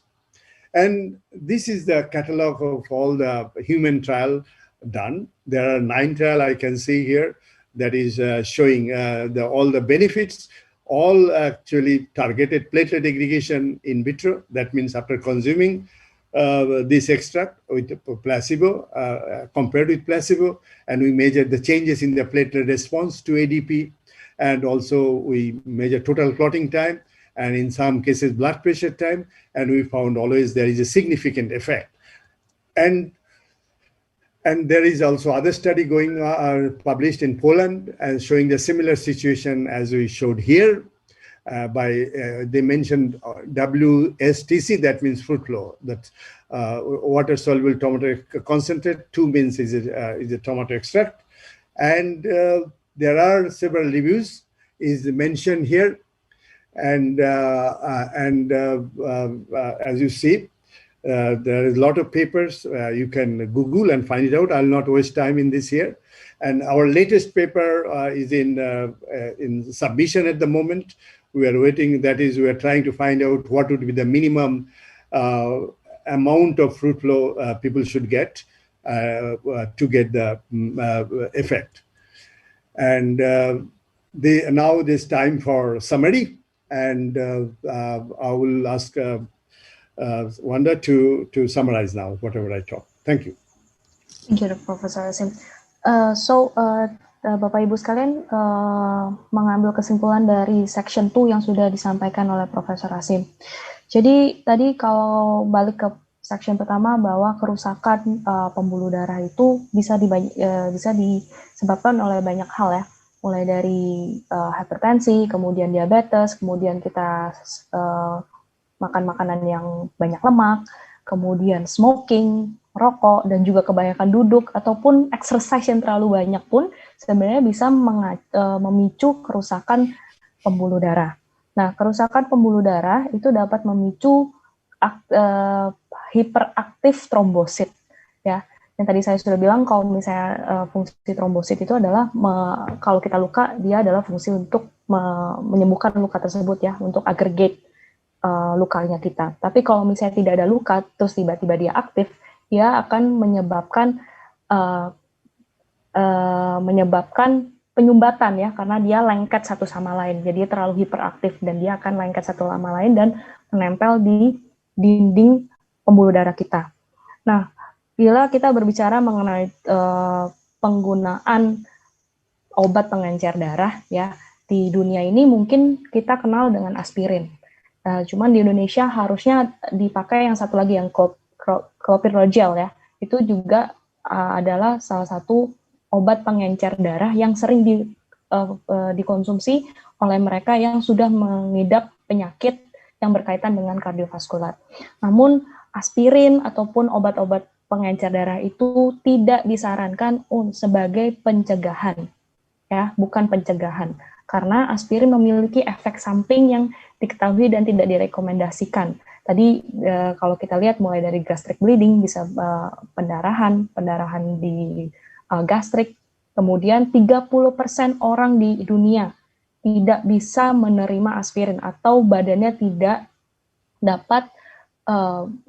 memiliki efek, ya, aspirin tidak memiliki efek ke badannya 30% orang. Ya, Kemudian kalau kita tadi mendengarkan paparan dari Profesor Asim bahwa banyak zat-zat atau molekul yang digunakan untuk mengaktifasi si platelet atau trombosit. Jadi ada 4 tadi, ada ADP, ada kolagen, trombin, arachidonik acid, ya. Arachidonik acid yang utama sebenarnya. Jadi aspirin itu meregulasi si arachidonik acid supaya tidak terjadi penggumpalan. Namun aspirin ini tidak bisa meregulasi trombin. Jadi trombin hanya bisa diregulasi sama si FRUITFLOW supaya tidak terjadi hiperaktif trombosit, ya, tidak terjadi hiperagregasi kalau kita bilang, ya, tidak terjadi hiperkoagulasi. Jadi akhirnya di tahun 90-an Profesor Asim mulai nih mencari, karena waktu tahun 90-an itu banyak profesor, banyak peneliti mulai meneliti sayur-sayuran dan buah-buahan yang berkaitan dan bisa menyembuhkan atau mencegah penyakit kardiovaskular. Nah, mungkin di tahun 90-an itu meramai dengan omega 3 atau fish oil, ya. Itu. Tapi ternyata omega 3 dan fish oil pun tidak cukup baik untuk mencegah hiperaktif trombosit. Jadi akhirnya Profesor Asim mulai ke pasar, ya, mulai ke supermarket, beli semua jenis-jenis buah-buahan, jenis sayur-sayuran, kemudian di jus, diekstrak, kemudian dicobakan ke plasma platelet, ya, ke plasma trombosit, dicek mana nih dari buah-buahan tersebut yang memiliki efek antikoagulasi yang paling tinggi. Nah, ternyata ekstrak tomat yang punyai hasil antikoagulasi yang paling tinggi. Nah, cuman untuk di FRUITFLOW bukan berarti itu jus tomat diekstrak kemudian kita masukkan ke dalam SOP Subarashi, ya, bukan, ya. Ada cara-cara khusus vaksinasi selektif yang mungkin, ya, kita tidak bisa kasih tahu, ya, karena ini confidential metodenya yang kita lakukan supaya menjadi sebuah FRUITFLOW yang bisa meningkatkan lower atau merendahkan aktivitas koagulasi pada trombosit. Begitu. Oke, kemudian FRUITFLOW juga heat stable, ya. Jadi dia tahan terhadap panas, water soluble juga, dan FRUITFLOW tidak memberikan efek samping seperti aspirin.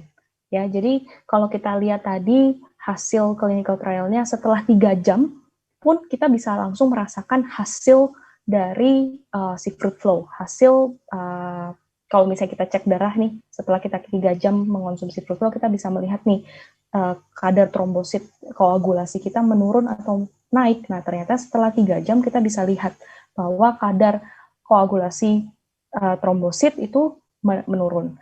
Nah, kemudian itu bisa bertahan sampai 18 jam. Jadi setelah 18 jam kalau kita nggak konsumsi lagi, dia akan kembali lagi. Dan kalau kita nggak konsumsi FRUITFLOW, bisa jadi makin hiperaktif. Jadi makanya di sini FRUITFLOW sangat bagus untuk mencegah, ya. Sekali lagi mencegah, bukan berarti mengobati ya, mencegah, ya, membantu menjaga agregasi trombosit yang normal, sehingga berkontribusi pada aliran darah yang sehat. Kemudian kita juga lihat tadi ada clinical trial. Dalam 24 jam setelah mengonsumsi FRUITFLOW juga terbukti dapat menurunkan tekanan darah yang tinggi. Ya. Jadi kurang lebih begitu key takeaways dari section 2 ini. So let's continue to section 3 di mana Profesor Hasim akan bicara lebih mengenai COVID ya. So Profesor Hasim, the time and place yours. You're mute, sorry. Thank you, Wanda. Now I'll go to the third one, and I think is very important in terms of what is going on these days in COVID-19 pandemic. As I mentioned, that platelets are coming from the situation of cardiovascular system. And traditionally, last 100 years, people are thinking platelet is mostly involved in clot formation and is very important. That's why the aspirin used all over the world. And but later on, 20 years back, it is shown that it is involved in atherosclerotic plaque formation as we develop ourselves because of a lack of activity, bad diet, etc., and pre-diabetic condition, insulin resistance, etc. It is important in atherosclerotic formation, but we don't have an arms ammunition or anything that can stop the platelet become active, and because aspirin cannot be used. So that's why the alternative dietary source having been sought, and thankfully FRUITFLOW is the only dietary factors, functional food, so far is the most well-studied, and so many human trials, etc., actually putting FRUITFLOW in the top of the alternative to aspirin as a dietary regimen without any side effect and reversibility effect, and also it also reduces the blood pressure maintenance. But today this part is very important, because if you look at any COVID patient, what happens? This COVID virus, the SARS-CoV-2 virus, is a single-stranded RNA virus, and it is infecting our body with the help of ACE2, angiotensin converting enzyme 2, and whatever it is there, it can use as a door to go inside the cell. Even there is a study these days showing that platelet also has this sort of receptor for virus. So virus can go inside the platelet, and there are a lot of studies I'll show you it can go and can use the machineries, because platelet does not have a nucleus. It has a ribosome protein synthesizing machinery, because it carries mRNA, so it can produce some protein like factor 5, etc. when it is needed. But this virus, all these, as I mentioned, influenza virus, etc., they go inside and then they do the havoc along with other cell with platelet, and then platelet can produce so many cytokines, I'll come later on, and can create immune problems. And so the question is how we can solve this problem. And traditionally, in this slide, I'll show you that the virus and human blood platelets, what is the relationship? As I mentioned, the platelet become hyperactive by also in infection, like influenza, dengue fever infection. There is a problem of platelet hyperactivity, and also the reduction of the platelet number, because platelets are highly consumed. Platelet life is only 10 days. And it also, there is a mechanism, because platelets are produced in the bone marrow.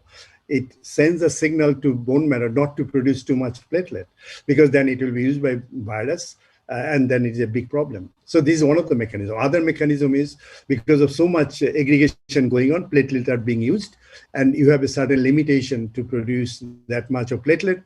So there is a thrombocytopenia, that's the less number of platelet.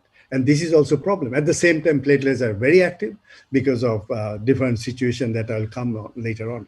Because if I go in general, what can happen? that is platelet becomes hyperactive and release so many cytokines, inflammatory cytokines. But platelet also have an antiviral response. It tries to clear the virus from the circulation by different mechanisms. It interacts with the neutrophils or leukocytes and trying to make a trap so virus can go there and can be released. Virus also has several mechanisms that I'll come later on to target the platelet, different mechanisms, so that it can use a very easy host, so it can replicate also a lot, and also it can use you as a transport, go here and there because the blood is flowing, not in the tissue. So it can go to anywhere it likes to. So it's very important that these cells has the capacity, has the potential to take the virus and go take it different places in the body. And as I mentioned, single-stranded RNA is the ideal in this case because platelet has protein machinery and it can use it, and also transporting here and there. And platelet, there is a mechanism, it's called neuroaminidase that affected in the platelet, so there is less production of the platelet. And as I mentioned, platelet also releases alpha. Platelet has several granules, alpha granules, beta granules. These are the arms ammunition inside the cytoplasm. And it can release, when it is activated, when the virus goes inside the cell, it brings up to the membrane and releases so many compounds, including PF4, platelet factor 4. It is a chemotactic agent. It brings leukocyte together and it can produce antiviral agents. So antiviral kind of trap. And also platelet has a specific antibody, IgC, that neutralizes many viruses. So the struggle is going on between the virus and the platelet, as also in other cell studies going on. Platelet also have toll-like receptor, TLR. Platelet can sense which is pathogen, which is not pathogen.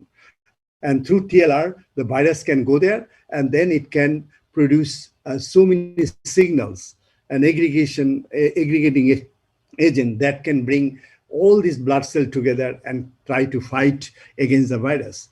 Platelet, or through the TLR, it can also degrade the virus and can present the part of the protein of the membranes of the virus to the outside cell membrane, which is through MSC1. You know, the major histocomplexity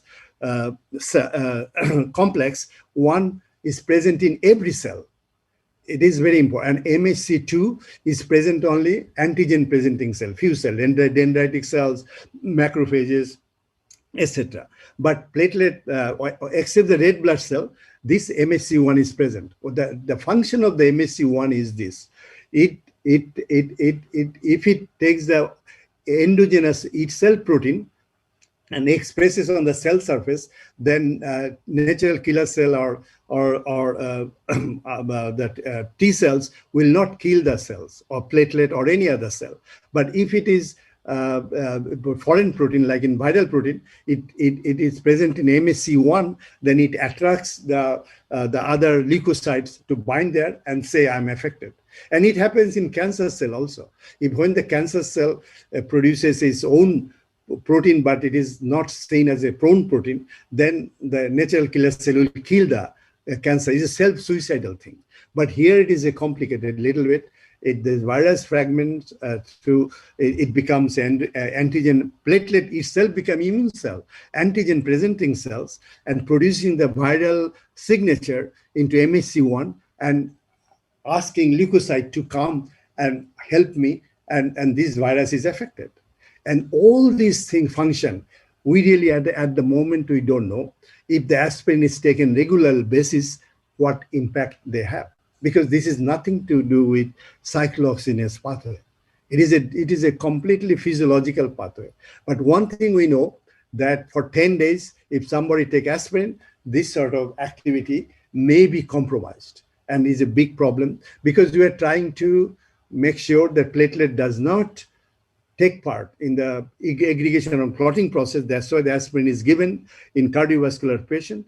But doing that, we might be actually compromising other physiological action, including inflammation, etc., and antigen presenting other activity, and taking virus to different places in order to kill, or virus to win the game. So something can happen. So As I mentioned so far, the hemostatic function is very important for platelet, but we know now it is as important in immunosurveillance. That's why you will find the doctors are very worried about platelet function in COVID patient, because COVID viral infection, viral disease is a completely immune disorders. It is the struggle between immunity, innate and adaptive immunity of the host versus the pathogen. This is as simple as it is. Although the side effect is breathlessness, etc., but people die of cardiovascular things, and cardiovascular platelet clot is found in every tissue in the COVID patient. So it is a big thing. And also this immune surveillance, that is a new role, a very important role of the platelet. More and more data is coming, actually showing this thing. And that is a challenge for us to find out that we have to have some kind of product which will inhibit platelet to act as a platelet aggregating agents, but not inhibiting its immune function or immunosurveillance. This is very important. And that is what is going on at the moment. Because of aspirin, we don't know, probably is working or not.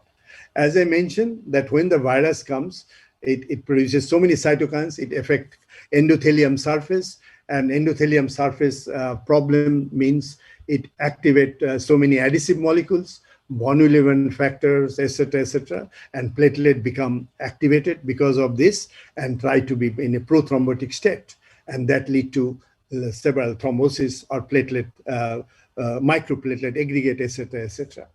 And also it is a very two-sword actually situation.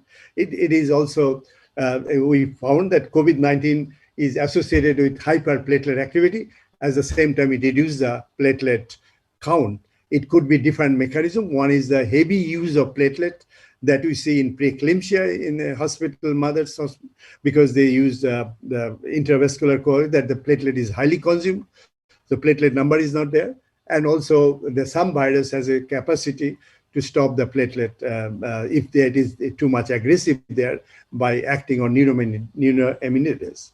And other thing COVID does is actually it is activating endothelium and making hypercoagulability surface on the endothelium. Because in endothelium, nitric oxide and prostacyclin are the most important platelet inhibitory product. And this is produced less because if endothelium surface is gone. But some of the product like arginine, quercetin, etc., that can activate the nitric oxide and prostacyclin, and that makes the endothelium integrity is all right.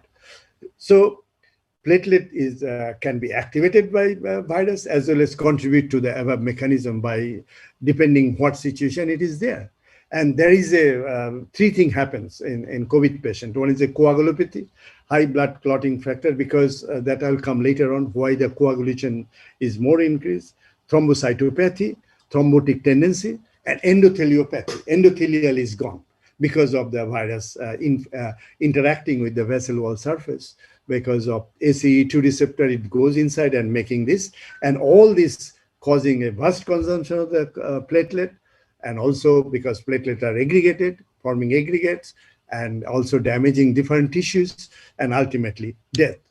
Now, if we then compare that what is going on the basis of the understanding of the thrombocytopathy and endotheliopathy, therapies are directed towards platelet activation. How we can stop platelet activation and apoptosis, the platelet death, and improving the endothelial cell health that may be effective against the COVID-19.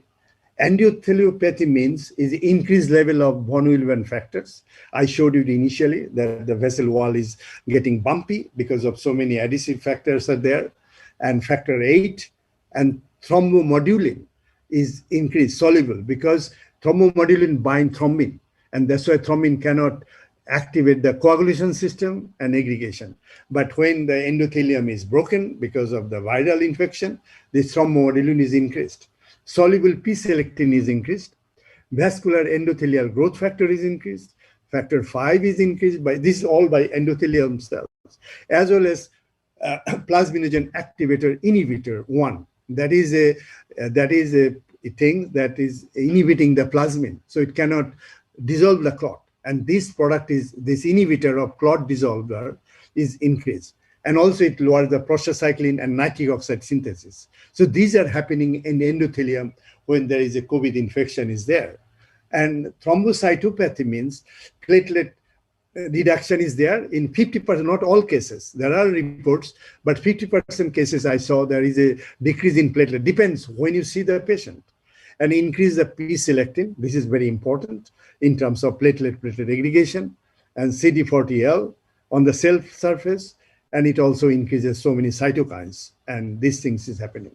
And the most important thing is, of course, this nitric oxide and prostacyclin production in endothelium is also compromised because endothelium integrity is lost in COVID-19.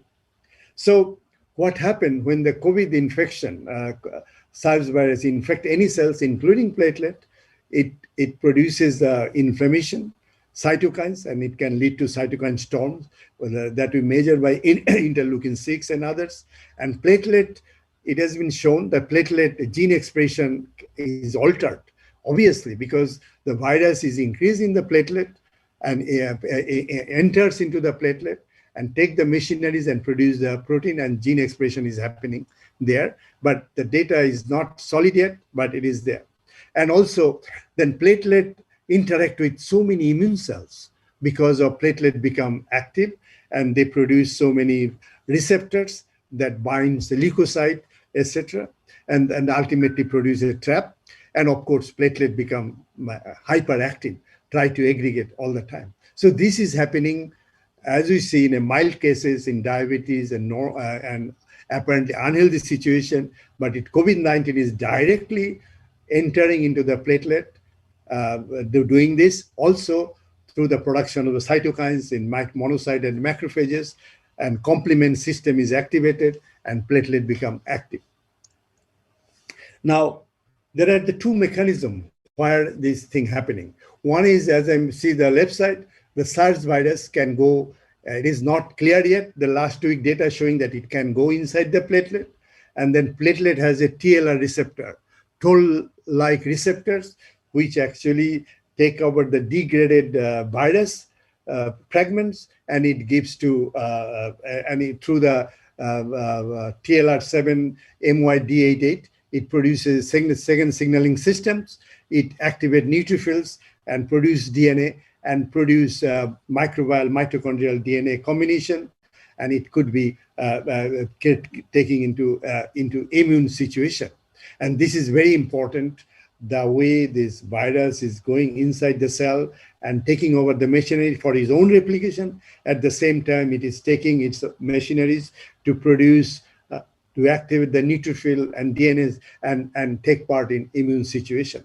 Now, if you go to the left side, as we know that, as I mentioned, left side, that platelet is activated, and activated means platelet aggregation will be more, secretion will be more, platelet will be more adhesive to the vascular bed, and the blood flow will be compromised, everything can happen.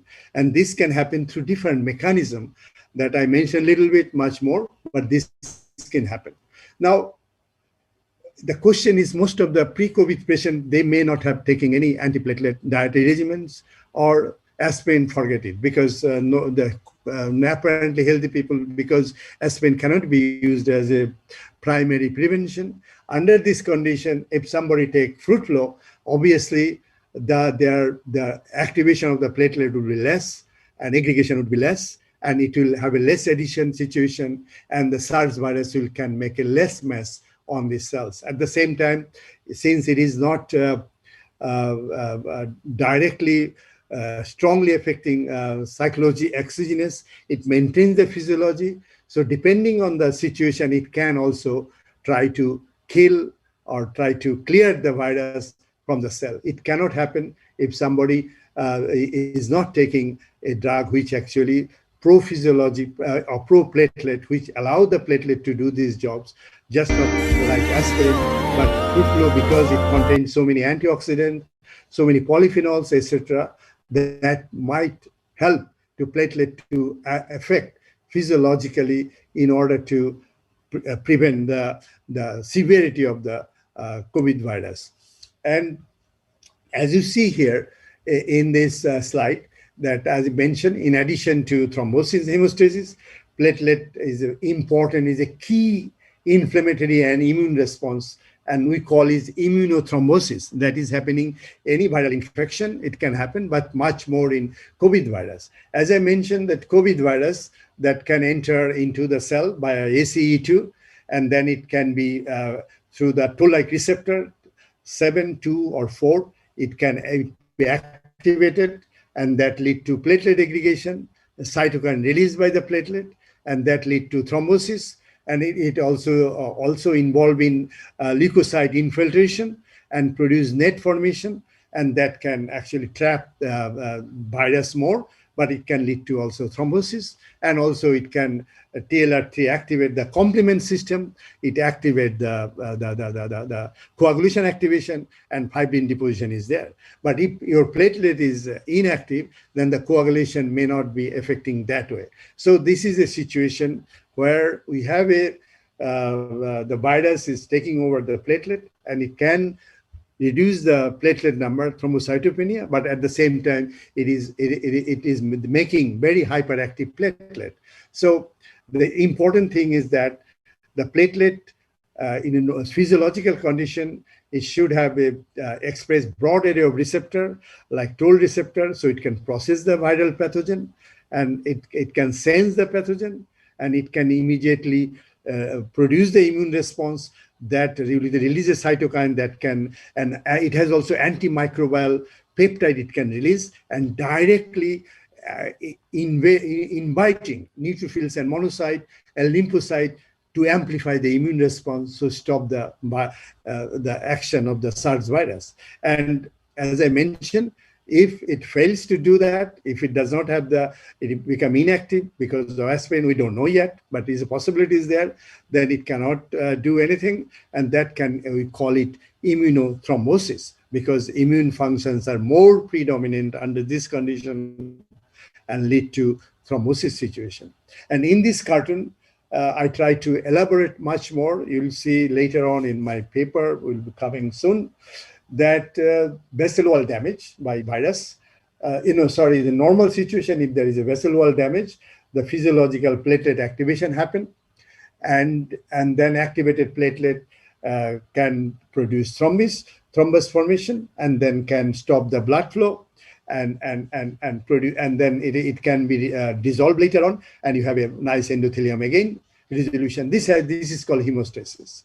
But when there is a situation that I talked about, obesity, diabetes, sedentary lifestyle, smoking, and others that lead to pathological platelet hyperactivation, and also it can be by SARS virus and other influenza virus and others that can lead to platelet hyperactivation, and also immune autoantibodies, etc., can lead to, and hypoxic condition also can lead to hyperactivation that can happen in COVID patient. And this hyperactive platelet can do all this damage, including inflammation, thrombus formation, and also this COVID virus can damage endothelium, but also platelet aggregation can damage endothelium, and platelet can be died down soon, and things can happen. And there is another mechanism is much in progress, so that it is a kind of a protection. But if it is the platelet consumption more or clearance more, so that the virus cannot use the platelet more, in doing that, the platelet count could be dangerously low and can create other problem, which you call it thrombocytopenia. And as I mentioned, endothelium produces so many things involved in thrombosis, antithrombosis, as well as fibrinolysis. When the clot is formed, it should be dissolved, and the product called PI1 or plasmin, these are important, and this can be damaged, can be reduced or compromised because of the damaged endothelium by the virus or the inappropriate platelet aggregation. And all these things can be better off if we have regular platelet function physiologically, so that we have more of platelet physiology, which can take part as a preventive or as a protective of the endothelium and itself, and also it can produce things through TLR, etc., that can lead to the product which can bring back neutrophil, etc., to make a immune umbrella so that virus can be tagged and targeted and can be cleared. And this is another one showing that under inflammatory conditions, what can happen.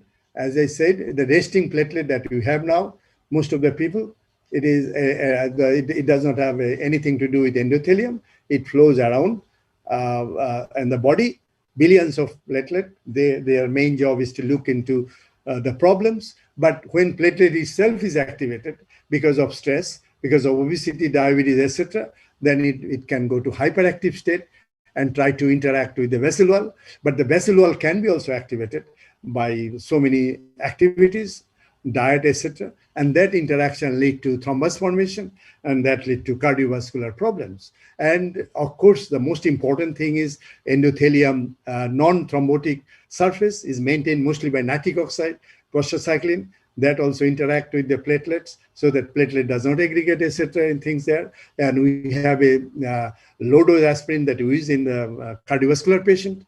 We use purinergic receptor situation and nitric oxide producing agents, prostacyclin, antioxidant, statin, etc. has some effect. But FRUITFLOW, we believe strongly, and the data is showing that they can physiologically inactivate the platelet, so it does not aggregate.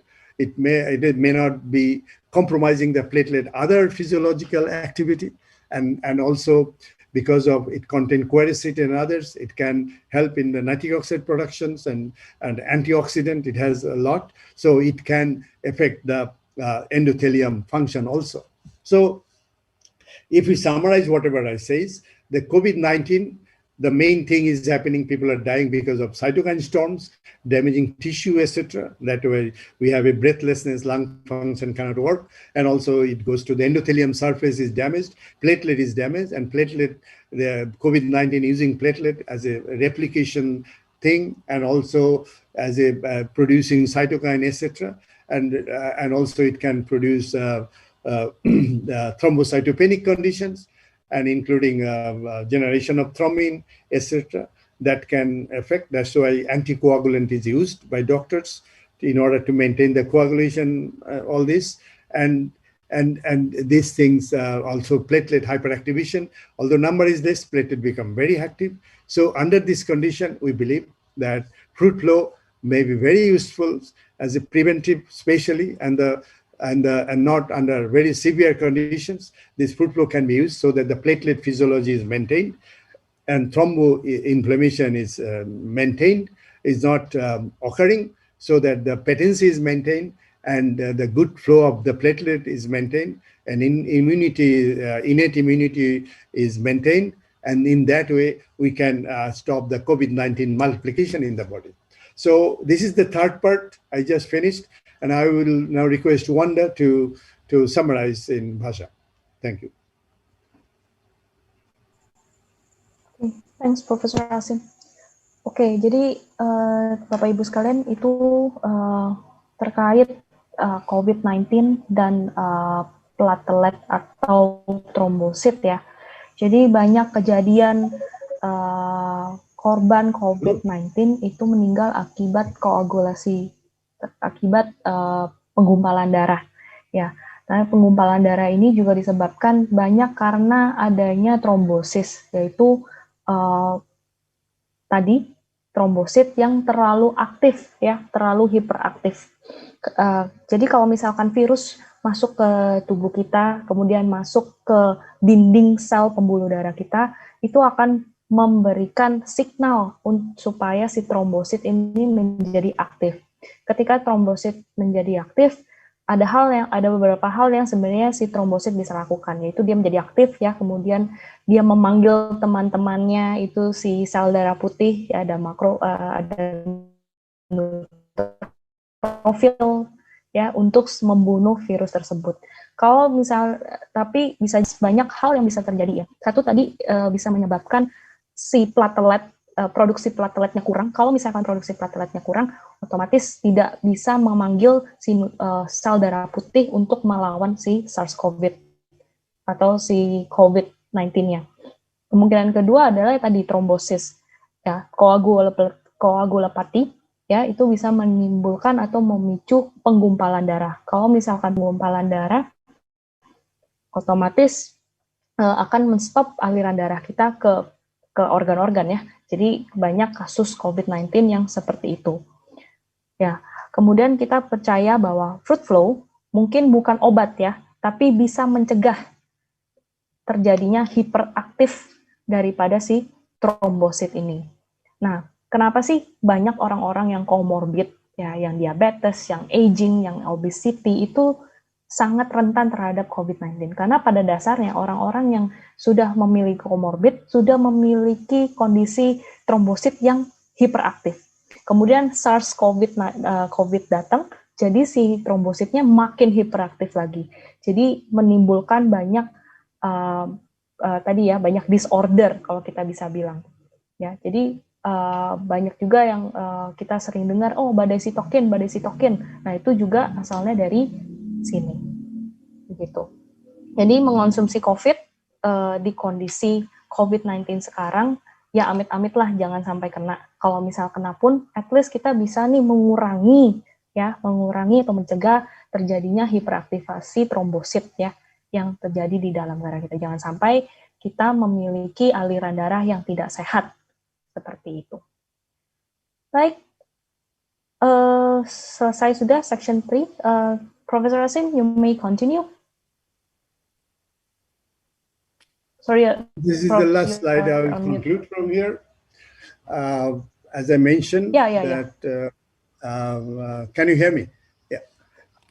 This is a human non-activated platelet, act as a autonomous drones, both for hemostatic and immunosurveillance. As I mentioned, we have a 62,000 miles of blood vessel it has to look for, and it makes sure it works. And that's why it's very important how we handle this platelet. And use of irreversible antiplatelet drug is necessary in some cases, but it may compromise the non-hemostatic function of circulating platelets, we don't know. And our several in vitro and human trials demonstrated the efficacy of FRUITFLOW in promoting blood flow, lowering hypertension, and also it has been shown in an in vitro study that it has several anti-inflammatory actions published 4 or 5 years ago. And due to the presence of water soluble of various bioactive compounds and easily absorbed in the body. So we believe that FRUITFLOW, especially before and during the early stage of COVID-19 illness, can have a very good effect on the severity of the illness because it can promote the platelets antiviral activities by different mechanisms, as well as it is not making very inactive in the circulation as aspirin or other drug does. So thank you very much for listening me and giving me opportunity to share the science build up last 20 years. And now, thank you all. And now I think it's time to answering the questions. If you have some, maybe 10, 15 minutes. Yep, Professor Asim. Okay, Thank you can so much. I stop sharing now so that I can go now? Yeah. Yep, All okay. right. So, ya, Pak Niko mungkin dari AFC ada. Ya, mungkin saya mewakili aja ya pertanyaan-pertanyaannya. Saya tanyanya bahasa Inggris aja ya ke Prof. Asim. Hello, Prof. Asim. Ya, Inggris aja, Pak. Hello, hello. Thank you for the opportunity to ask for your lecture. So maybe I will ask a few questions about the summarize of your presentation. So if the COVID patient has already been given anticoagulant therapy or are going to be given anticoagulant therapy, should we advise FRUITFLOW or discontinue it? I think that is difficult to answer at the moment because we don't have a data with the COVID patient with these things. Our main thing, it is a functional food and dietary supplements, and no study done with the patient yet, cardiovascular patient. So under this condition, if whenever the anticoagulant is given, in most cases, there is no way to, if the platelet number is also less, then we should not use the FRUITFLOW or aspirin under this condition. Okay.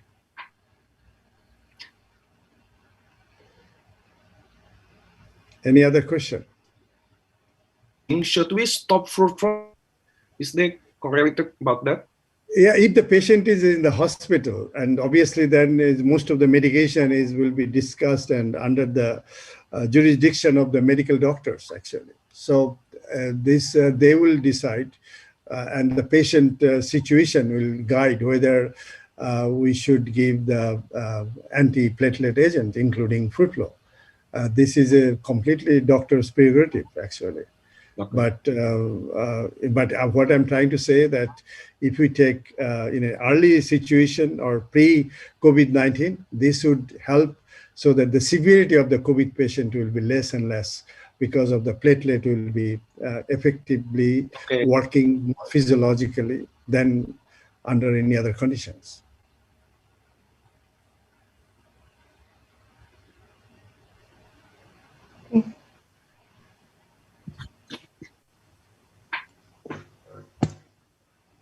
Hello? Hello. Yeah. Okay, sorry. Yeah. And last question, maybe if patient already consuming aspirin or some medicine, drug medicine, should we lower the doses or time consuming for food flow? Yeah, there is a study done with aspirin plus fruit flow, because you see, if somebody is taking aspirin, there is already 70-80% reduction of platelet activity is done by irreversible inhibition of aspirin.